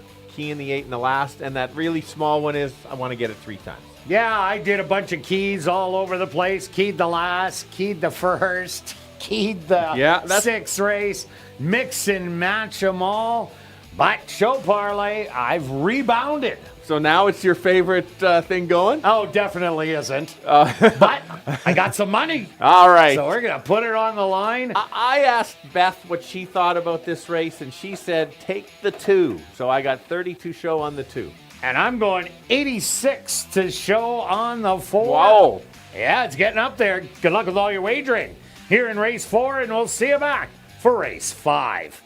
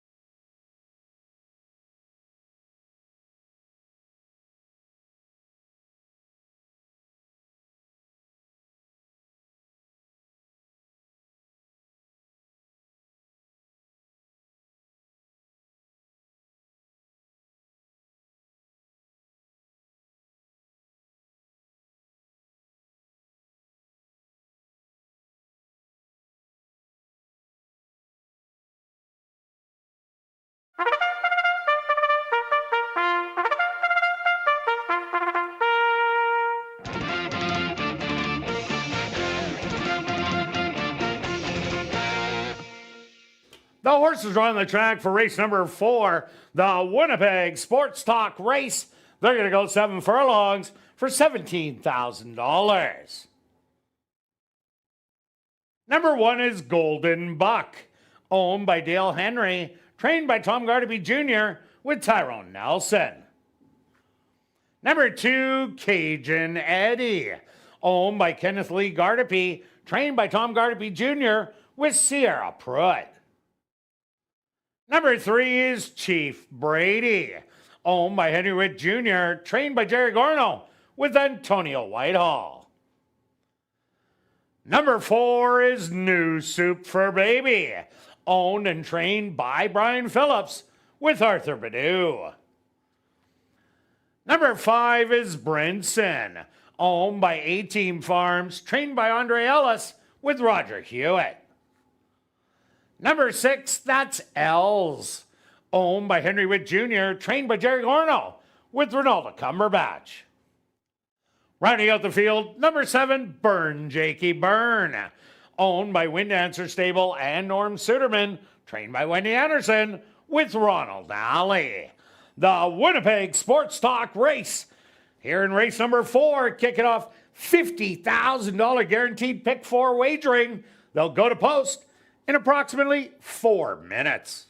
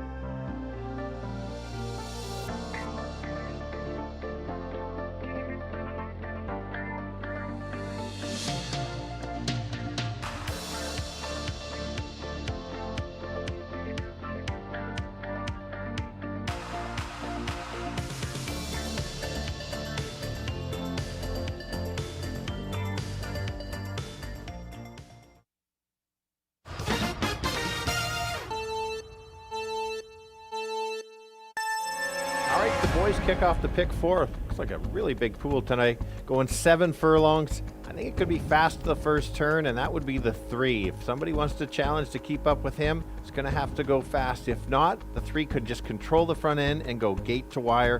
That's the one they're going to have to run down. The 4 horse won't be on the lead. He'll sit back and try to make a late close. So if the speed backs up, this will be one coming late.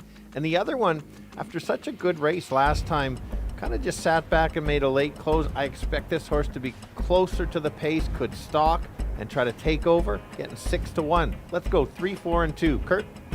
Yeah, Stretch, I'm with you on number 3. Chief Brady was in a cutthroat duel last time out and paid the price for it. Is the quickest of them all in here, and I think it's going to try and wire the field. I also like number 2, Cajun Eddie, who ran a really good race sprinting last time out, going the 6 furlongs, made up a ton of ground. This horse gets better the farther they go, so I think he'll improve. Has a great post position, number 2.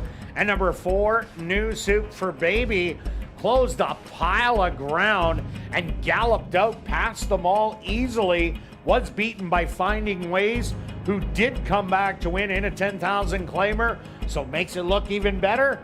I'm going to give you 3, 2, and 4. Good luck here in race number 4.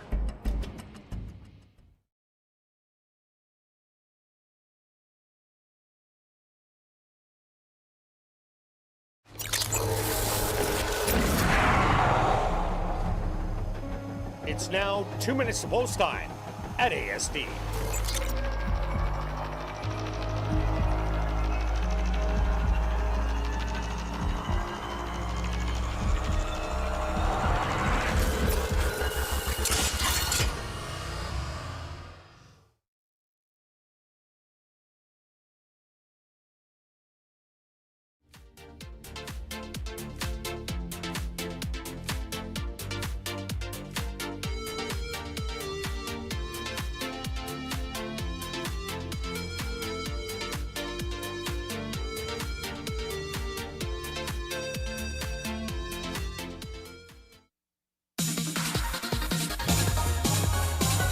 It's post time.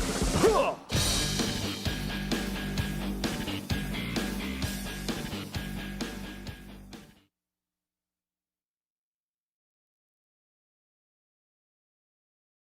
Golden Buck, the first one into the starting gate. Cajun Eddie is also in. Chief Brady, the 3-5 favorite. Locked and loaded. Here comes New Soup for Baby.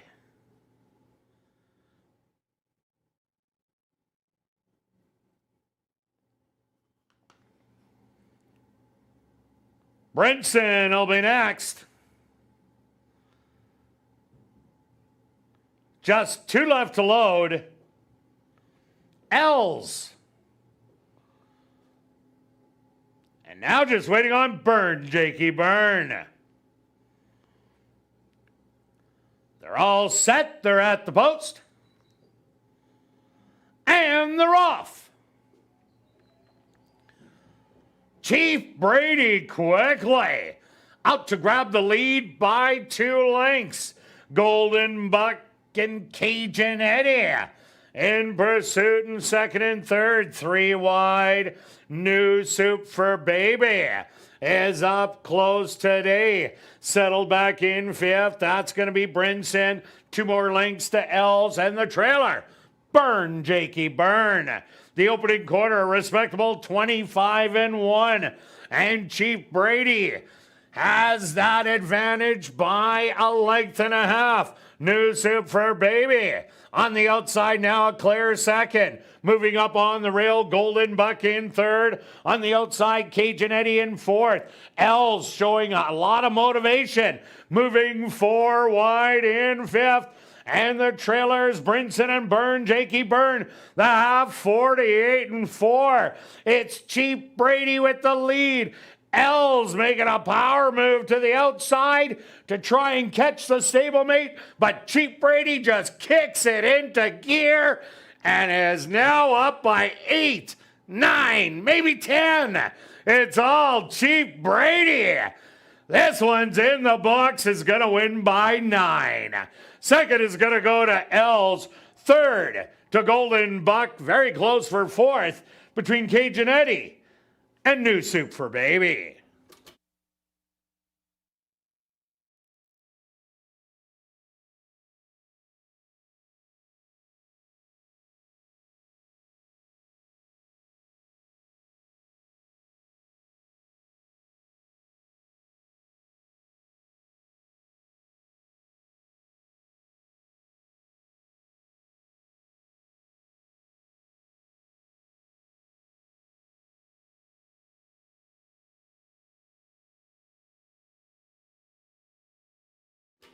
The stewards of post to number 3, Chief Brady, as your race winner. Second goes to number 6, Els. Third to number 1, Golden Buck. And fourth to number 2, Cajun Eddie. They went the opening quarter 25-1, the half 48-4, 6 furlongs, 113-4. Time for the 7 furlongs. A quick 126-2.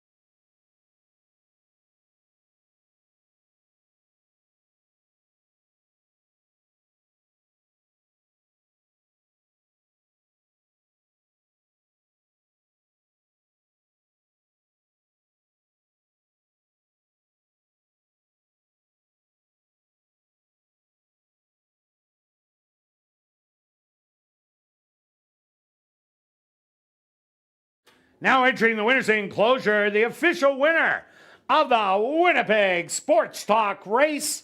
That's number 3, Chief Brady. Chief Brady is a chestnut gelding, 7 years old, by Braidster, out of the mare Indian Mini by Mr. Nightlinger. Owned by Henry Witt Jr., trained by Jerry Gorno, and ridden to victory by Antonio Whitehall. Time for the 7 furlongs, 126-2.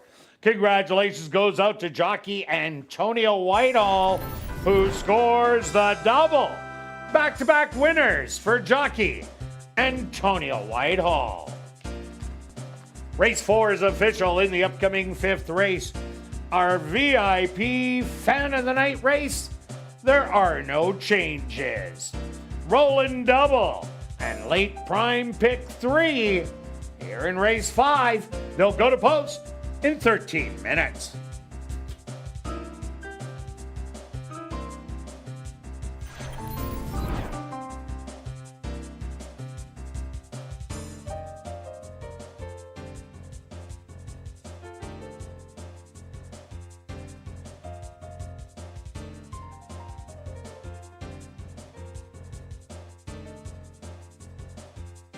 And the line dancing will now take place on the main floor. Head on down and join the Inline to Dance group as they lead the way. Everyone is welcome to participate, so come on down and join the fun.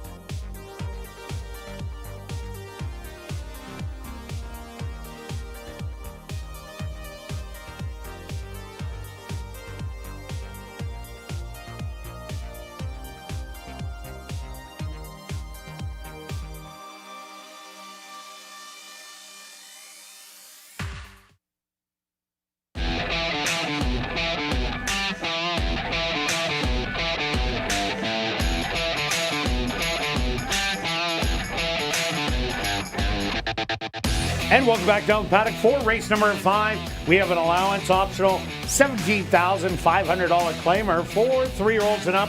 They're going to go 6 furlongs.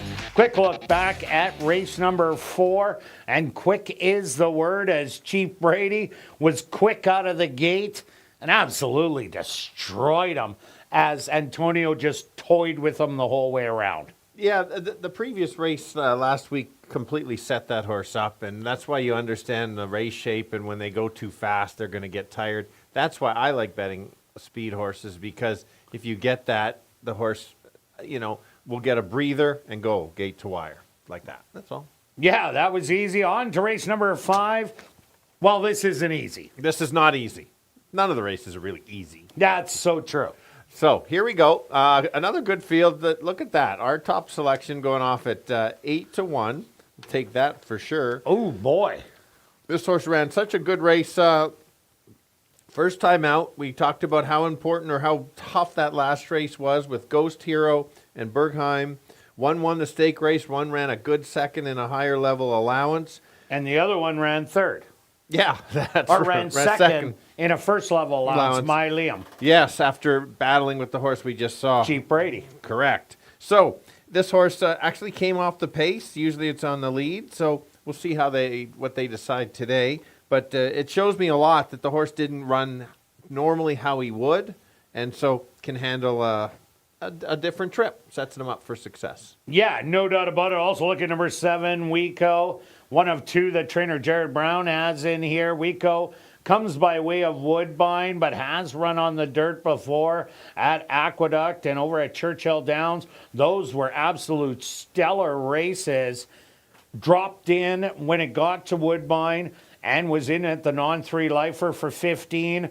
Workouts, absolutely stellar, including the last one in 46-3. Antonio Whitehall has won the last 2. He's looking for the natural hat trick. Absolutely. And then let's take a look at the 4.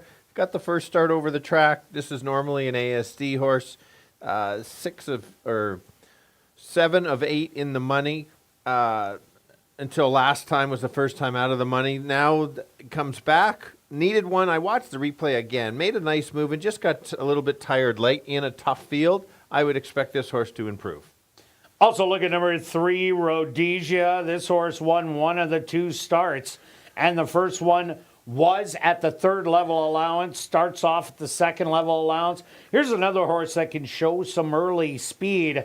Gets Rashad Knights. He's already got a win. This race doesn't have as much speed as the other ones did, so whoever does get out in front, I think they're going to go a long way. Yeah, it's one of those tricky ones. You've got kind of 2-turn speed or mile, 7 furlong speed, and this is 6 furlongs. Who can go?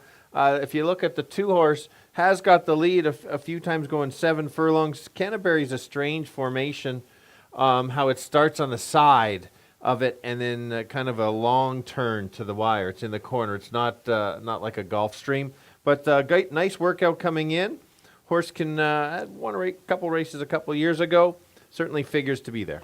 Also look at number 8, My Wife Is Right. This horse got placed first after losing by a nose when the horse on the inside forced it out in the stretch. Had run some good races at Sam Houston before going to Legacy Downs. And those are the races I like. And they were at mostly 5 and 5.5 furlongs. So should love this 6 furlong distance, as the horse has never won at it, but does have a 2nd and a 3rd and 4 tries, and coming out of the powerful Jerry Gorno barn. Yeah, and let's go to the rail with Lab Rat. A real good work coming in, a breezing work actually, 48. Normally this horse starts at 2 turns. It's rare that this horse is going in the 6 furlongs, but it's probably just chomping at the bit to get going, and got to find positioning. He is better on the front end. If he can get the lead, might get tough. Yeah, there hasn't been a 2-turn 2nd level allowance where he's waved into. So he'll be waiting for that next time. And number 6, the Ronald. Here's another one that's waiting for a 2-turn 2nd level allowance race. The Ronald did very well when they started stretching out. This 6 furlongs, I think, is just a nice little prep for it. waiting to go long. Let's go to our wagers here in race 5. Stretch, what do you have? I'm going with a $5 tri-wheel, 5-7 with 4-5-7, total of 20. Just want to do those $1 ones. That's a tri-wheel? That's an exactor wheel. I was Okay. just seeing if you were listening. Well, sometimes. And you were. $5 exactor wheel. I've been on a roll in the tri. You know, anyway. yeah, and Anyway. I'm going after the Yeah, tractor. for sure. I'm doing a $5 one, 5-7, 5-7 with 4-8. You bet a $1 one for $4, $5 one for 20, and no more show parlay. So good luck with all your wagers here in race 5, and we'll see you back for our co-featured event, the Little Miss Know-It-All for older fillies and mares.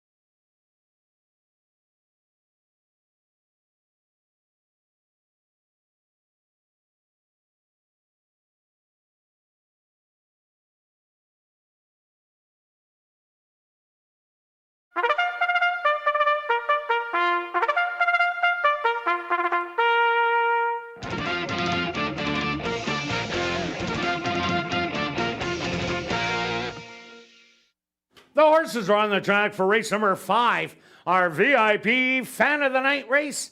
They're going to go 6 furlongs for $19,000. Number 1 is Lab Rat, owned by Jared Brown, Shamrock Racing Stable, Regal Group, and Lucky 8 Stable, trained by Jared Brown with Demario Bino. Number 2, Secret Potion, owned by Kirk Sutherland, trained by Rick Wise with Sven Balro.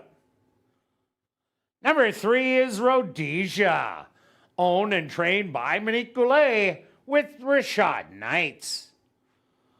Number 4, Designated Hitter, owned by Neil Van Dorp and Tim Whitnick, trained by Carl Anderson with Javanil Patterson. Number 5, Truly Warrior, owned by All In Racing Stable, trained by Devin Gittins with Matthew Bennett. Number 6, The Ronald, owned by Homer Thoroughbreds, trained by Jason Homer with Neville Stevenson. Number 7 is Wico, owned by John Gannis, trained by Jared Brown with Antonio Whitehall. Rounding out the field, number 8, My Wife is Right, owned by Henry Witt Jr., trained by Jerry Gorno with Tyrone Nelson. Our VIP Fan of the Night race. Here in race 5, they'll go to post in approximately 4 minutes.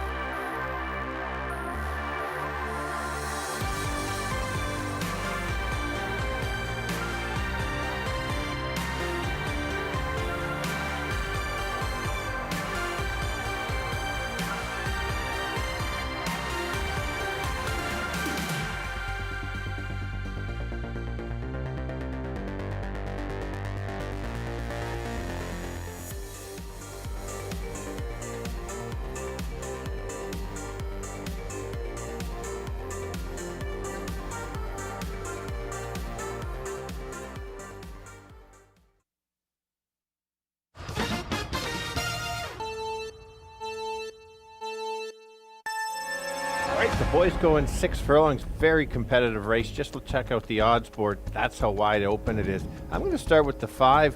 What's the morning line favorite at 2-1, going off at 9-2. Really good value.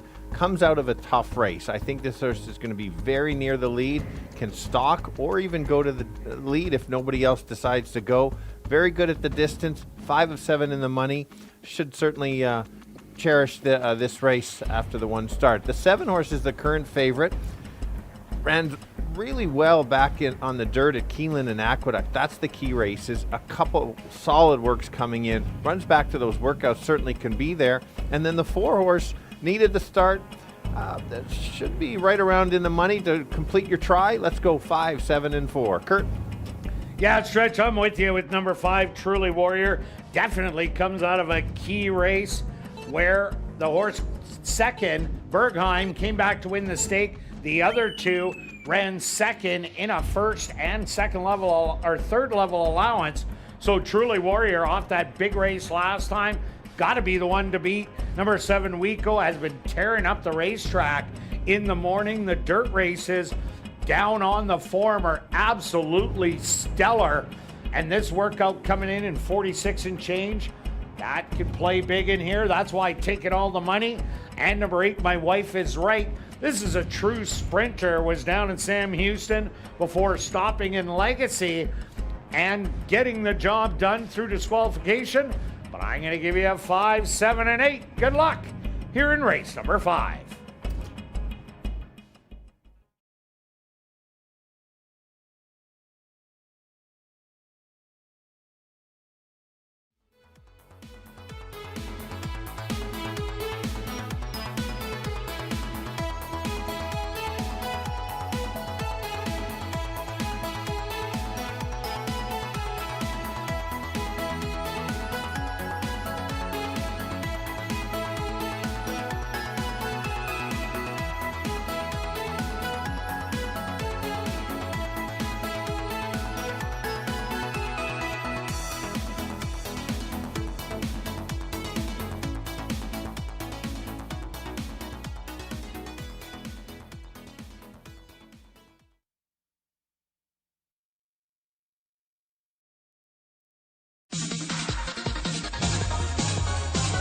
It's post time.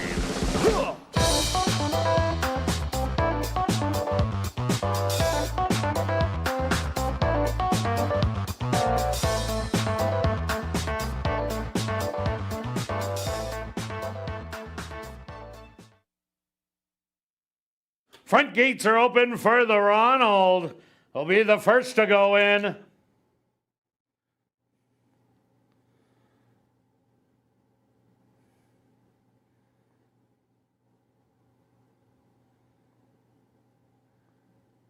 Labrat is now in. Here comes Secret Potion. Rhodesia's turn.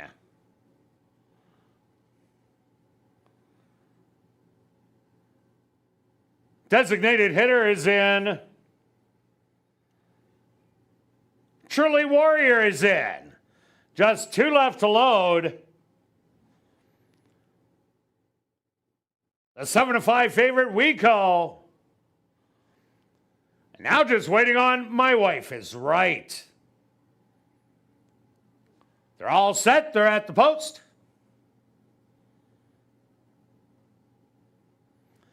And they're off.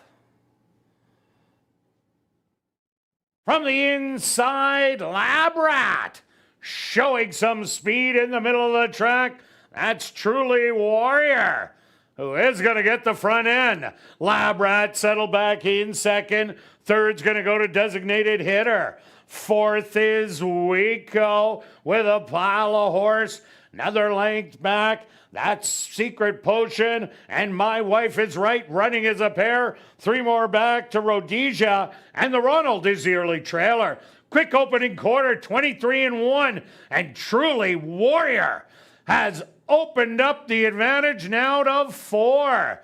On the outside, Wico coming with run and Designated Hitter on the rail. In between horses, still Labrat, the half 46 seconds. Truly Warrior, the lead is shrunk because here comes Wico. Truly Warrior, Wico on the outside, coming to the 16th pole. Truly Warrior has a little bit left, but so does Wico. These two, but Truly Warrior hangs on. Wico is second best. Third's going to go to My Wife Is Right. And fourth to Designated Hitter.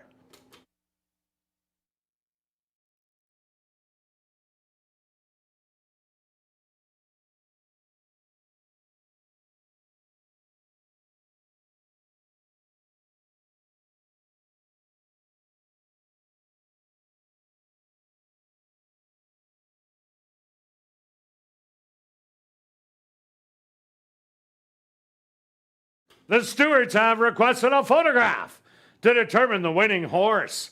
They went the opening quarter 23-1, the half 46 seconds, 5 furlongs, 59 seconds. Time for the 6 furlongs, 1:12-1. Results of the photo show the winner number 5, Truly Warrior. Second goes to number 7, Wico. Third to number 8, My Wife Is Right. And fourth to number 4, Designated Hitter.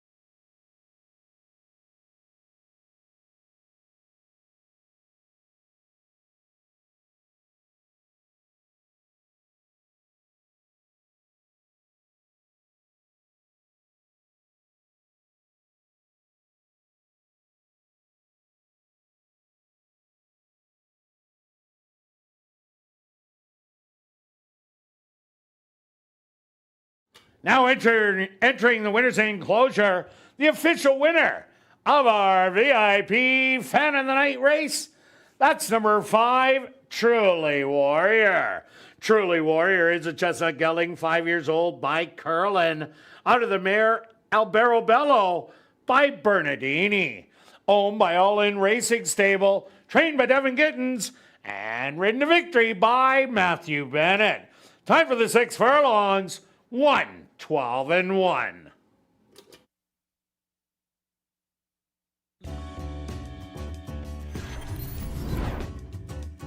Race 5 is official in the upcoming 6th race. Our co-featured event, it's the Little Miss Know-It-All. For fillies and mares, they're going to go 5.5 furlongs. Kick it off, classic high five wagering. There are no changes. The Little Miss Know-It-All. Here in race number 6, they'll go to post in 13 minutes.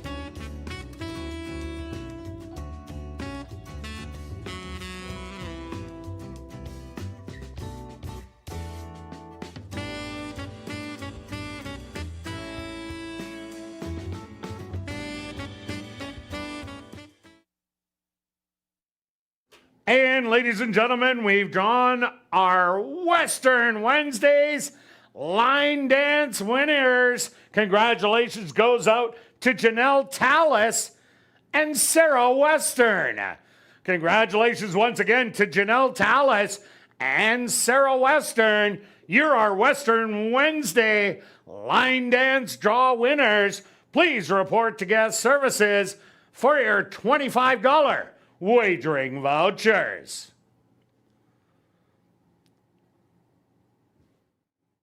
Also, we've drawn our winning ticket in tonight's 50-50 draw. The winning number, 82951830. Once again, the winning number in tonight's 50-50 draw, 829-518-30. Congratulations, you've won $555. If you are on hand, please report to guest services on the main floor south end to claim your prize.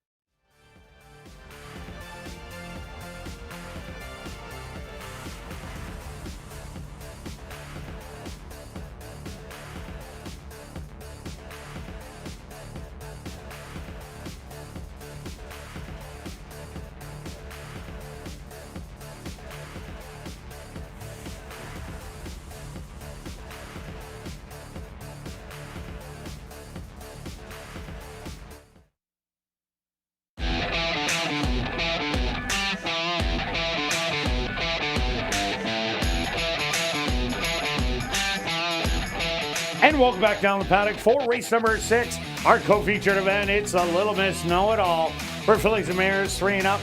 They're going to go 5.5 furlongs. Quick look back at race number 5.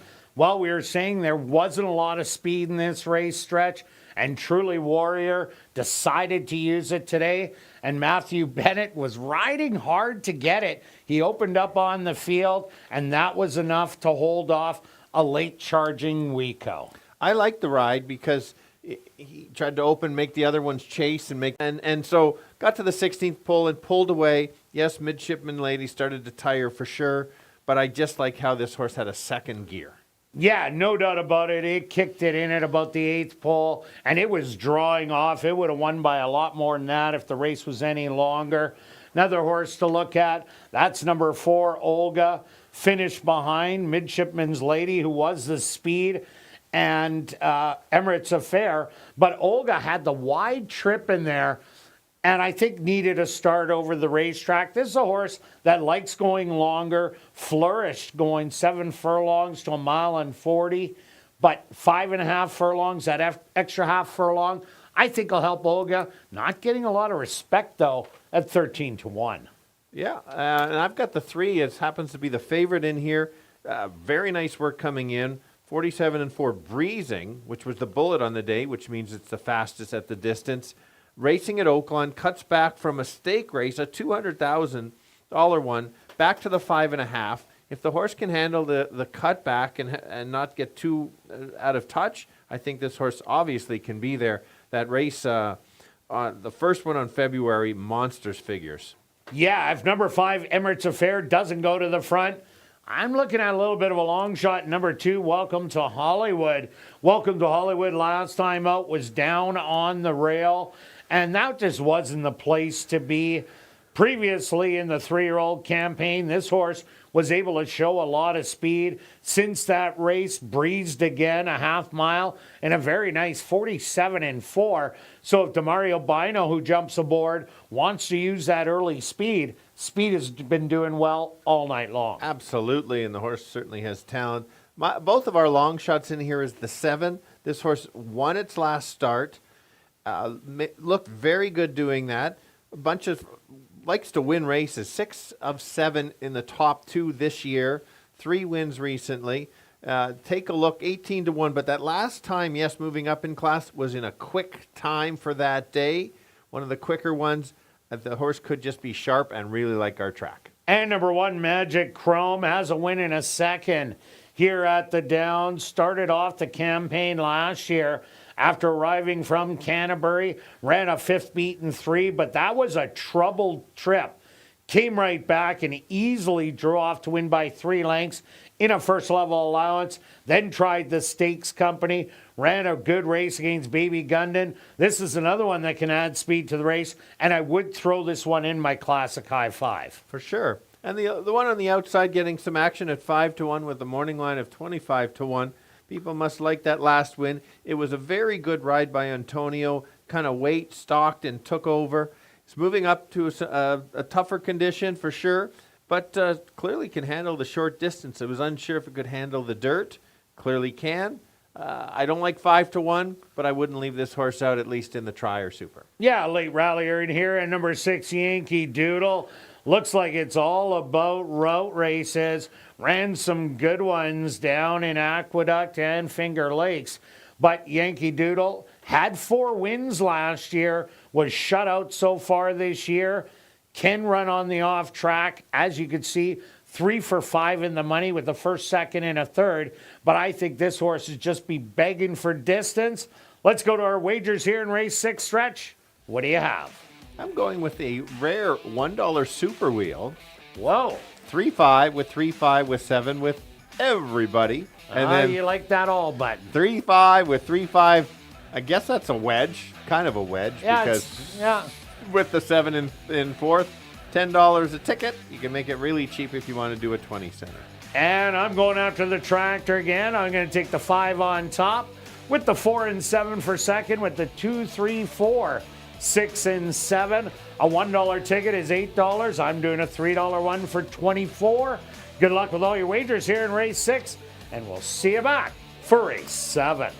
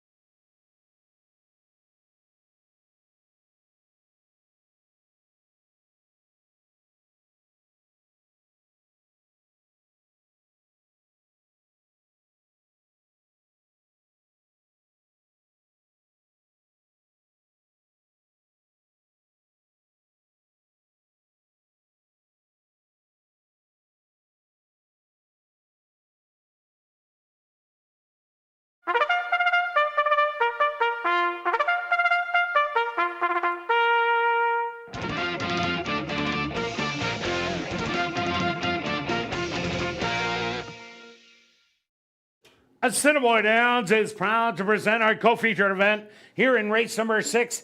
It's the Little Miss Know-It-All for fillies and mares 3 and up. They're going to go 5.5 furlongs for $25,000. Number 1 is Magic Chrome, owned by Kirt Sutherland, trained by Rick Wise with Ronald Alley. Number 2 is Welcome to Hollywood, owned by Jared Brown and John Gannis, trained by Jared Brown with Demario Bino.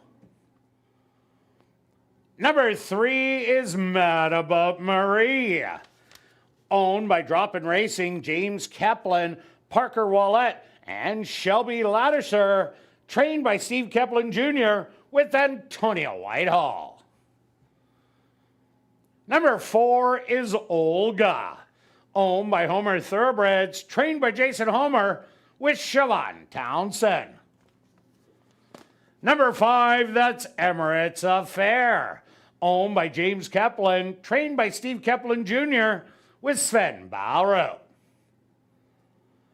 Number 6 is Yankee Doodle, owned by A2 Thoroughbreds, Jay Jackson, Rayco Thoroughbreds, and Alex Nault, trained by Michael Nault with Tyrone Nelson. Number 7 is Spin the Breeze, owned by Wendy Anderson and Jeff Goy, trained by Wendy Anderson with Kieran Calawan. Rounding out the field is number 8, My Anticipation, owned by Joseph Schumer, trained by Eugene Burns with Matthew Bennett. The Little Miss Know-It-All, here in race number 6 with classic high five wagering. They'll go to post in approximately 4 minutes.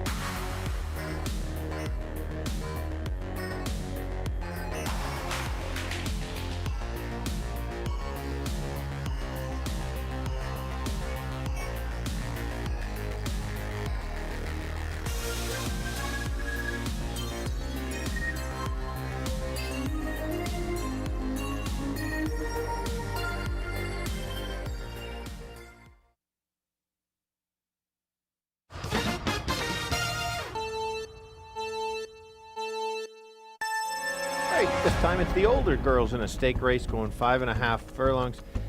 It's the odds board says it's between the 3 and the 5. I have a tendency to agree with them.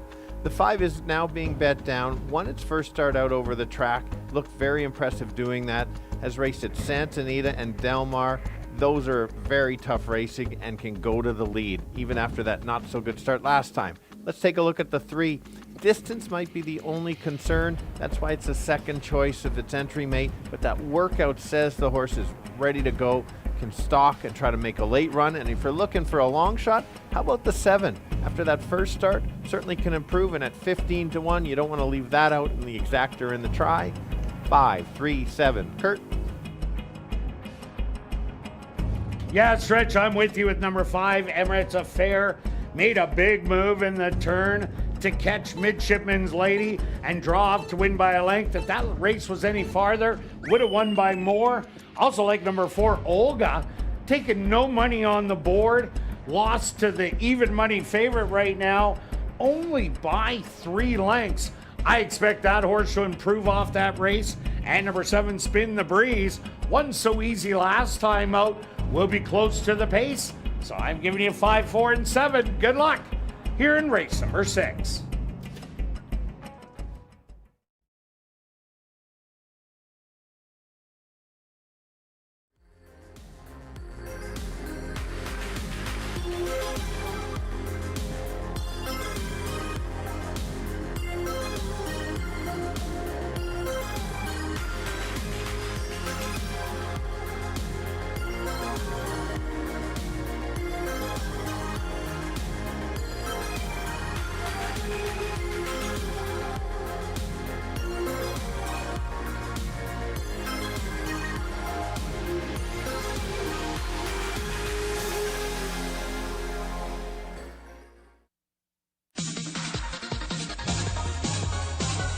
It's post time.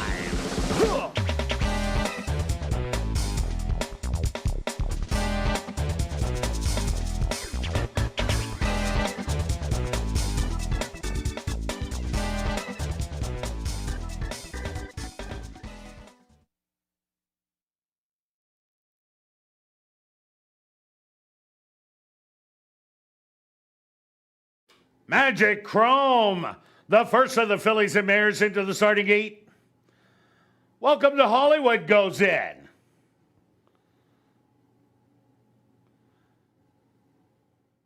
Mad About Marie is in. Next up, Olga. Here comes the even money favorite, Emirates Affair. Yankee Doodle's turn. Just 2 left to load. Spin the Breeze. And now just waiting on my anticipation.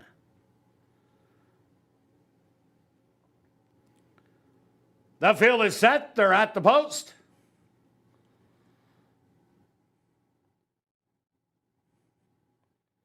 And they're off in the Little Miss Know-It-All. From the far outside, Spin the Breeze. Quickly goes out after the early lead. On the inside, Welcome to Hollywood. Also flashing early speed, Magic Chrome. Hugging the rail in third with Emirates Affair in between horses. My anticipation. 4 wide, Mad About Marie. Right in behind them, then it's Yankee Doodle and Olga, the trailers.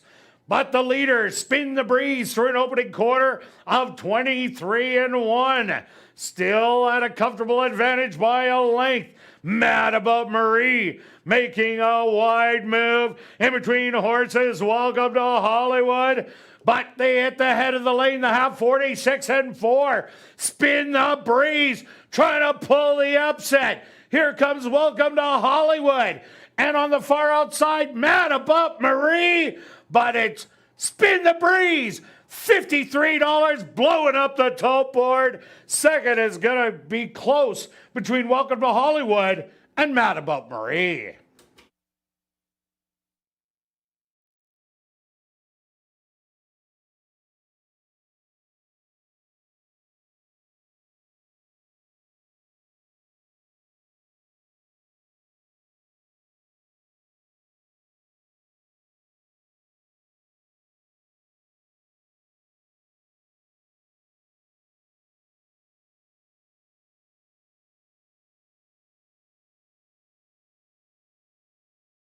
The Stewarts opposed to number 7, Spin the Breeze, as the official winner. Second goes to number 3, Mad About Marie.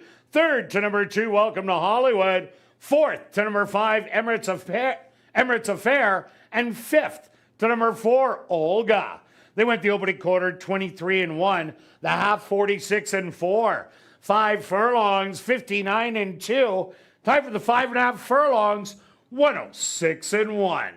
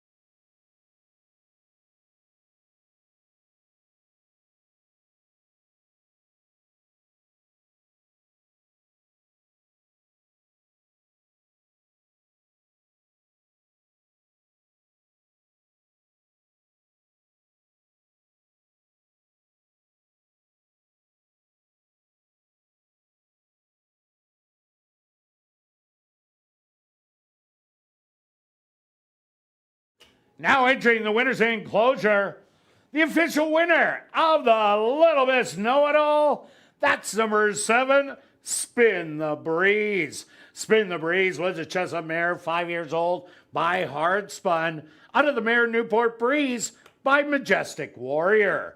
Owned by Wendy Anderson and Jeff Goy, trained by Wendy Anderson, and ridden to victory by Karen Calawan. Time for the 5.5 furlongs, 106-1. Assiniboia Downs is very pleased to have on hand our Chief Executive Officer, Darren Dunn, to make a presentation to the winning connections. Race 6 is official in the upcoming 7th race. Classic high five wagering. There are no changes. Post time for race number 7, 17 minutes away.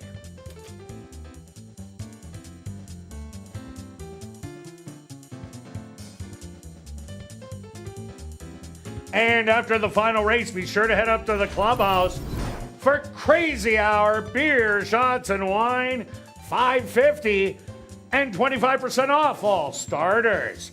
Plus a $500 Crazy Hour cash draw will take place at 11:30 p.m. in the VLT Lounge. And be sure to mark your calendars for the first Manitoba Night Market and Festival of the season, happening this Sunday, June the 7th. Enjoy over 20 food trucks, 140 local artisans and vendors, live music, and kids' activities. Admission is just $10. Kids 5 and under free. Visit asdowns.com for more information.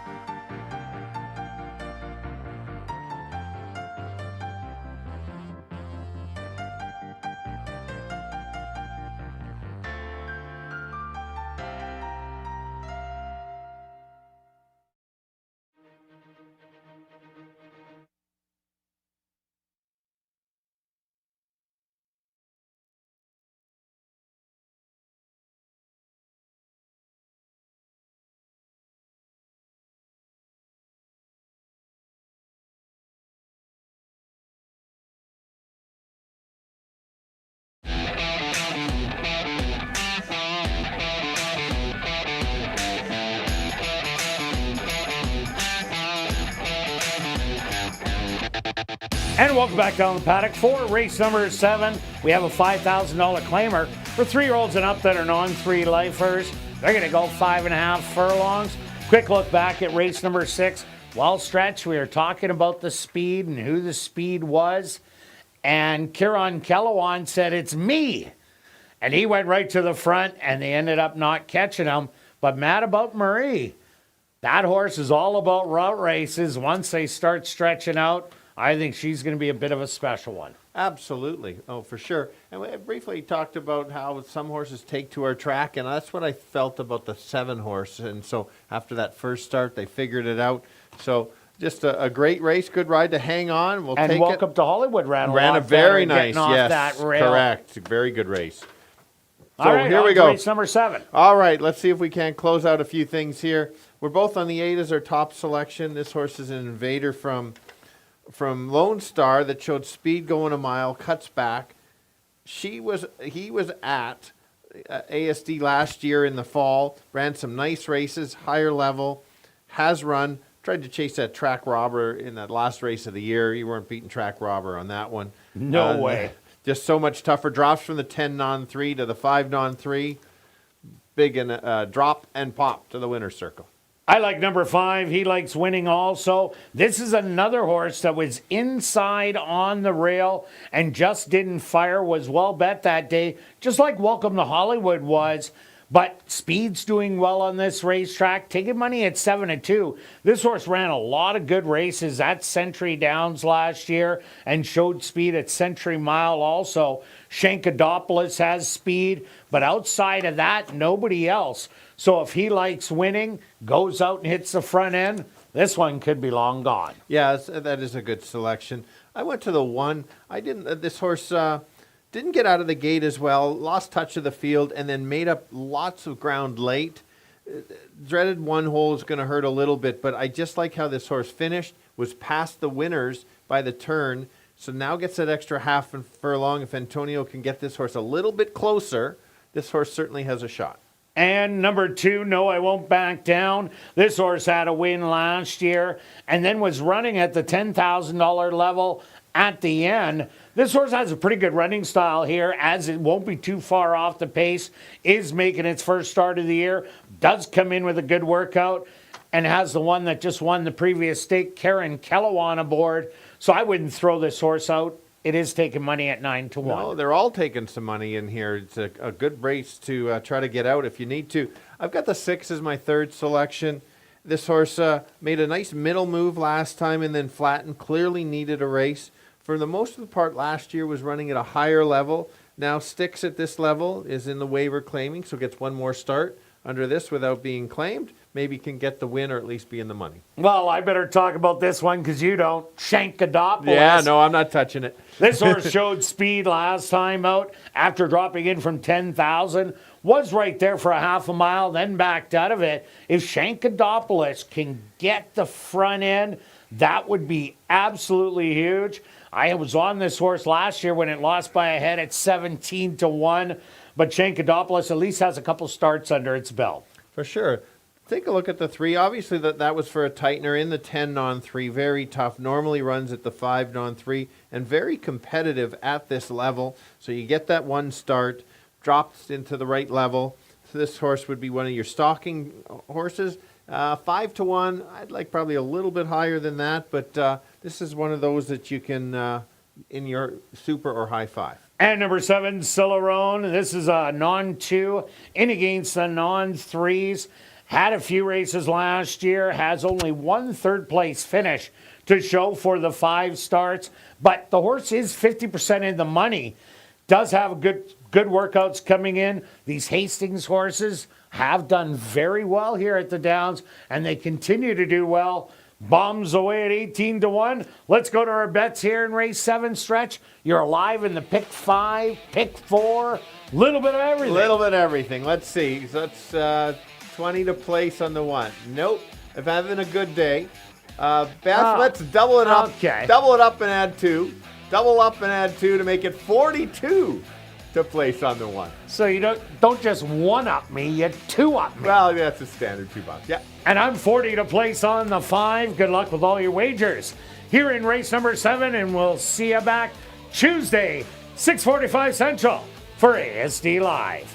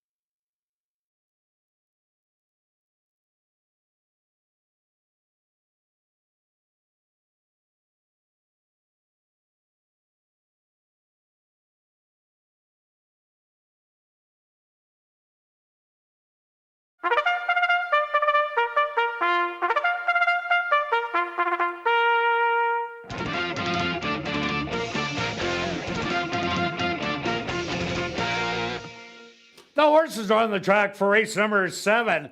They're going to go 5.5 furlongs for $10,200. Number 1 is Mean Dude, owned by Sunnyvale Stable, trained by Jerry Gorno with Antonio Whitehall. Number 2, No I Won't Back Down, owned by Larry Ross, trained by Wendy Anderson with Karen Calawan.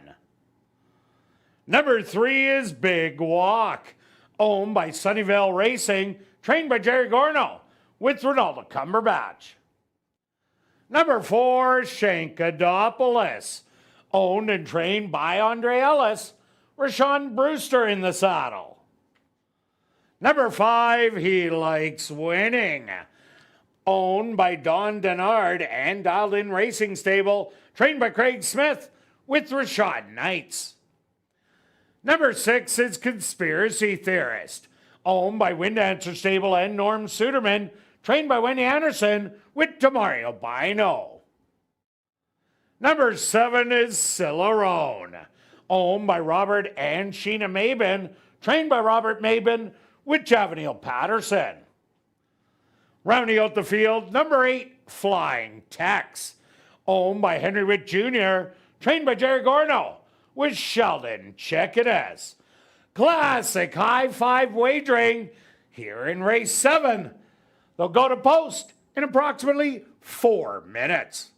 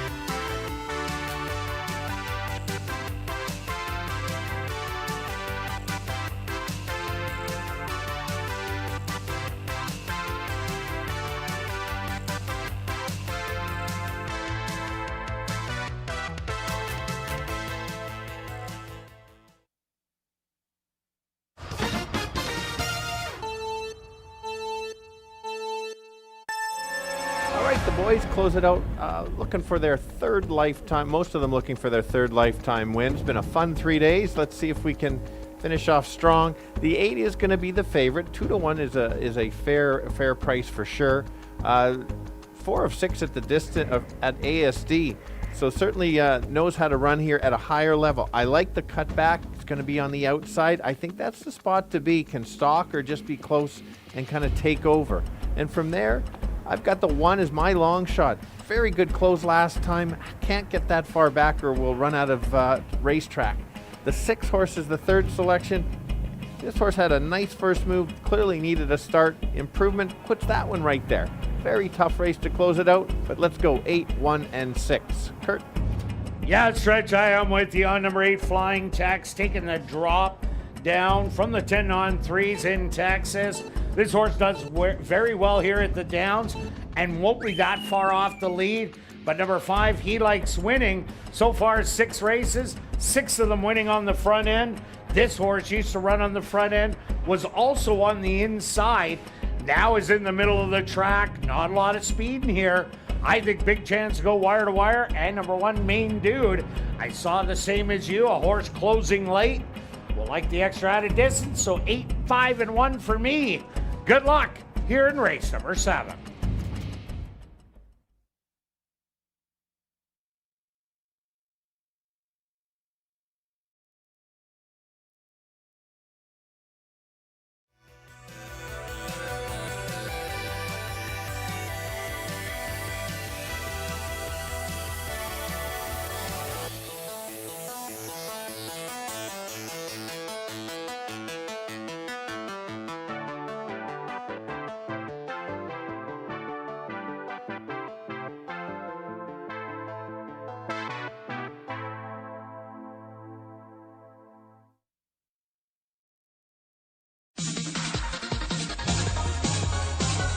It's post time.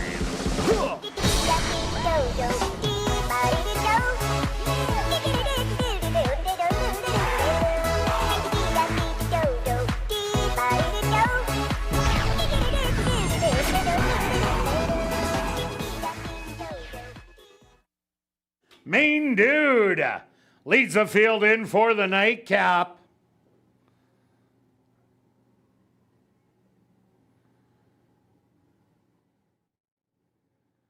Here comes No, I Won't Back Down. Big Walk walks right in. Here comes Shankadopoulos.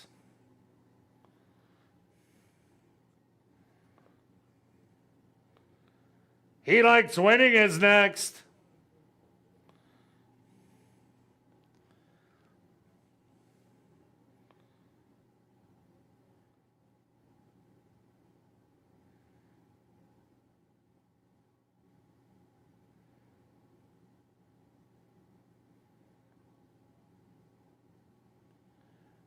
He likes winning. He'll get a little extra help from the gate crew.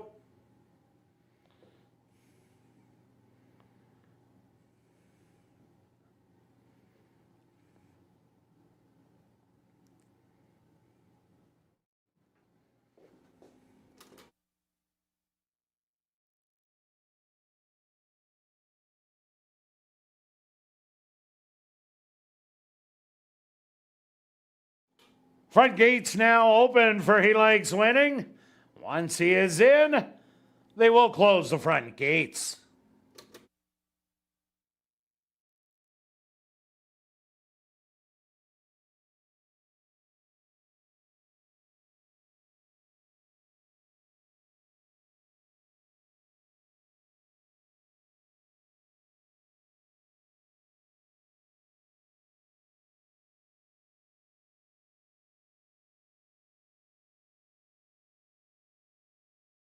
Great job by the gate crew.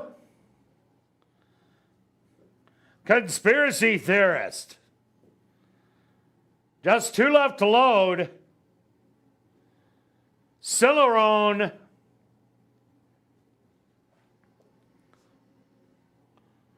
And now just waiting on the 3-2 favorite, Flying Tex. They're all set. They're at the post. And they're off. From the middle, He Likes Winning. Sent hard to try and get the lead, but matched on the inside by No, I Won't Back Down. In between horses, Big Walk. On the rail, Main Dude. To the outside, Flying Tex. Really close also. Then it's another half length back to Conspiracy Theorist, with Shankadopoulos, and the trailer will be Cilarone, who's about a dozen off it. The opening quarter, 24 seconds. And Flying Tex from the outside, poking her nose in front. On the inside, He Likes Winning. Conspiracy Theorist making a 3-wide bid. They hit the head of the lane. And on the inside, He Likes Winning in between horses. Flying Tex on the far outside. Conspiracy Theorist. Flying Tex. Conspiracy Theorist. These two, but Flying Tex is going to hang on and win it. Conspiracy Theorist in second. He Likes Winning in third. Fourth to Main Dude. And fifth to Big Walk.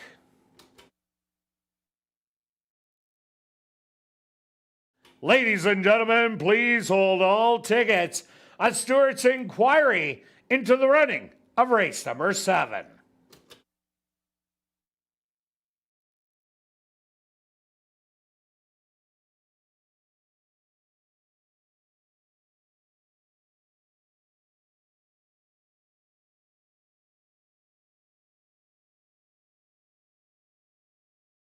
The Stewart's opposed to number 8, Flying Tex, as your race winner. Second goes to number 6, Conspiracy Theorist.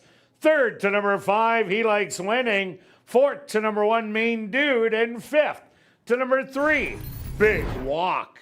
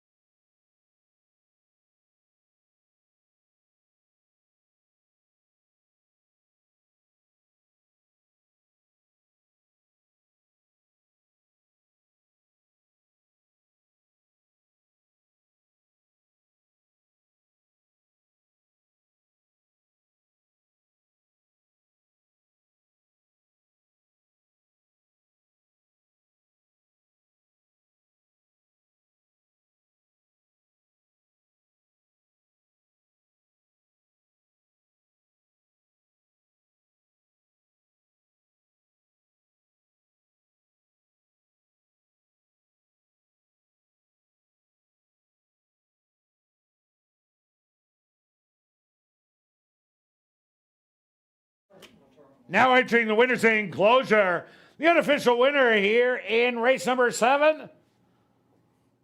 That's number 8, Flying Tex. Flying Tex is a big gelding, 4 years old, by Connect. Out of the mare Stranger Tides by Union Rags. Owned by Henry Witt Jr., trained by Jerry Gorno. And ridden to victory by Sheldon Chickeness. Time for the 5.5 furlongs, 107-3. Ladies and gentlemen, the stewards have removed the inquiry sign off the board. 86513 is now official. Congratulations goes out to trainer Jerry Gorno, who scores the double. 2 wins for trainer Jerry Gorno. And now it's time to head up to the clubhouse and enjoy Crazy Hour. Beer, shots, and wine, $5.50 and 25% off all starters. Plus a $500 cash draw will take place at 11:30 p.m. in the VLT Lounge. And don't forget, live racing resumes next Tuesday and Wednesday at 7:30. We'll see you then.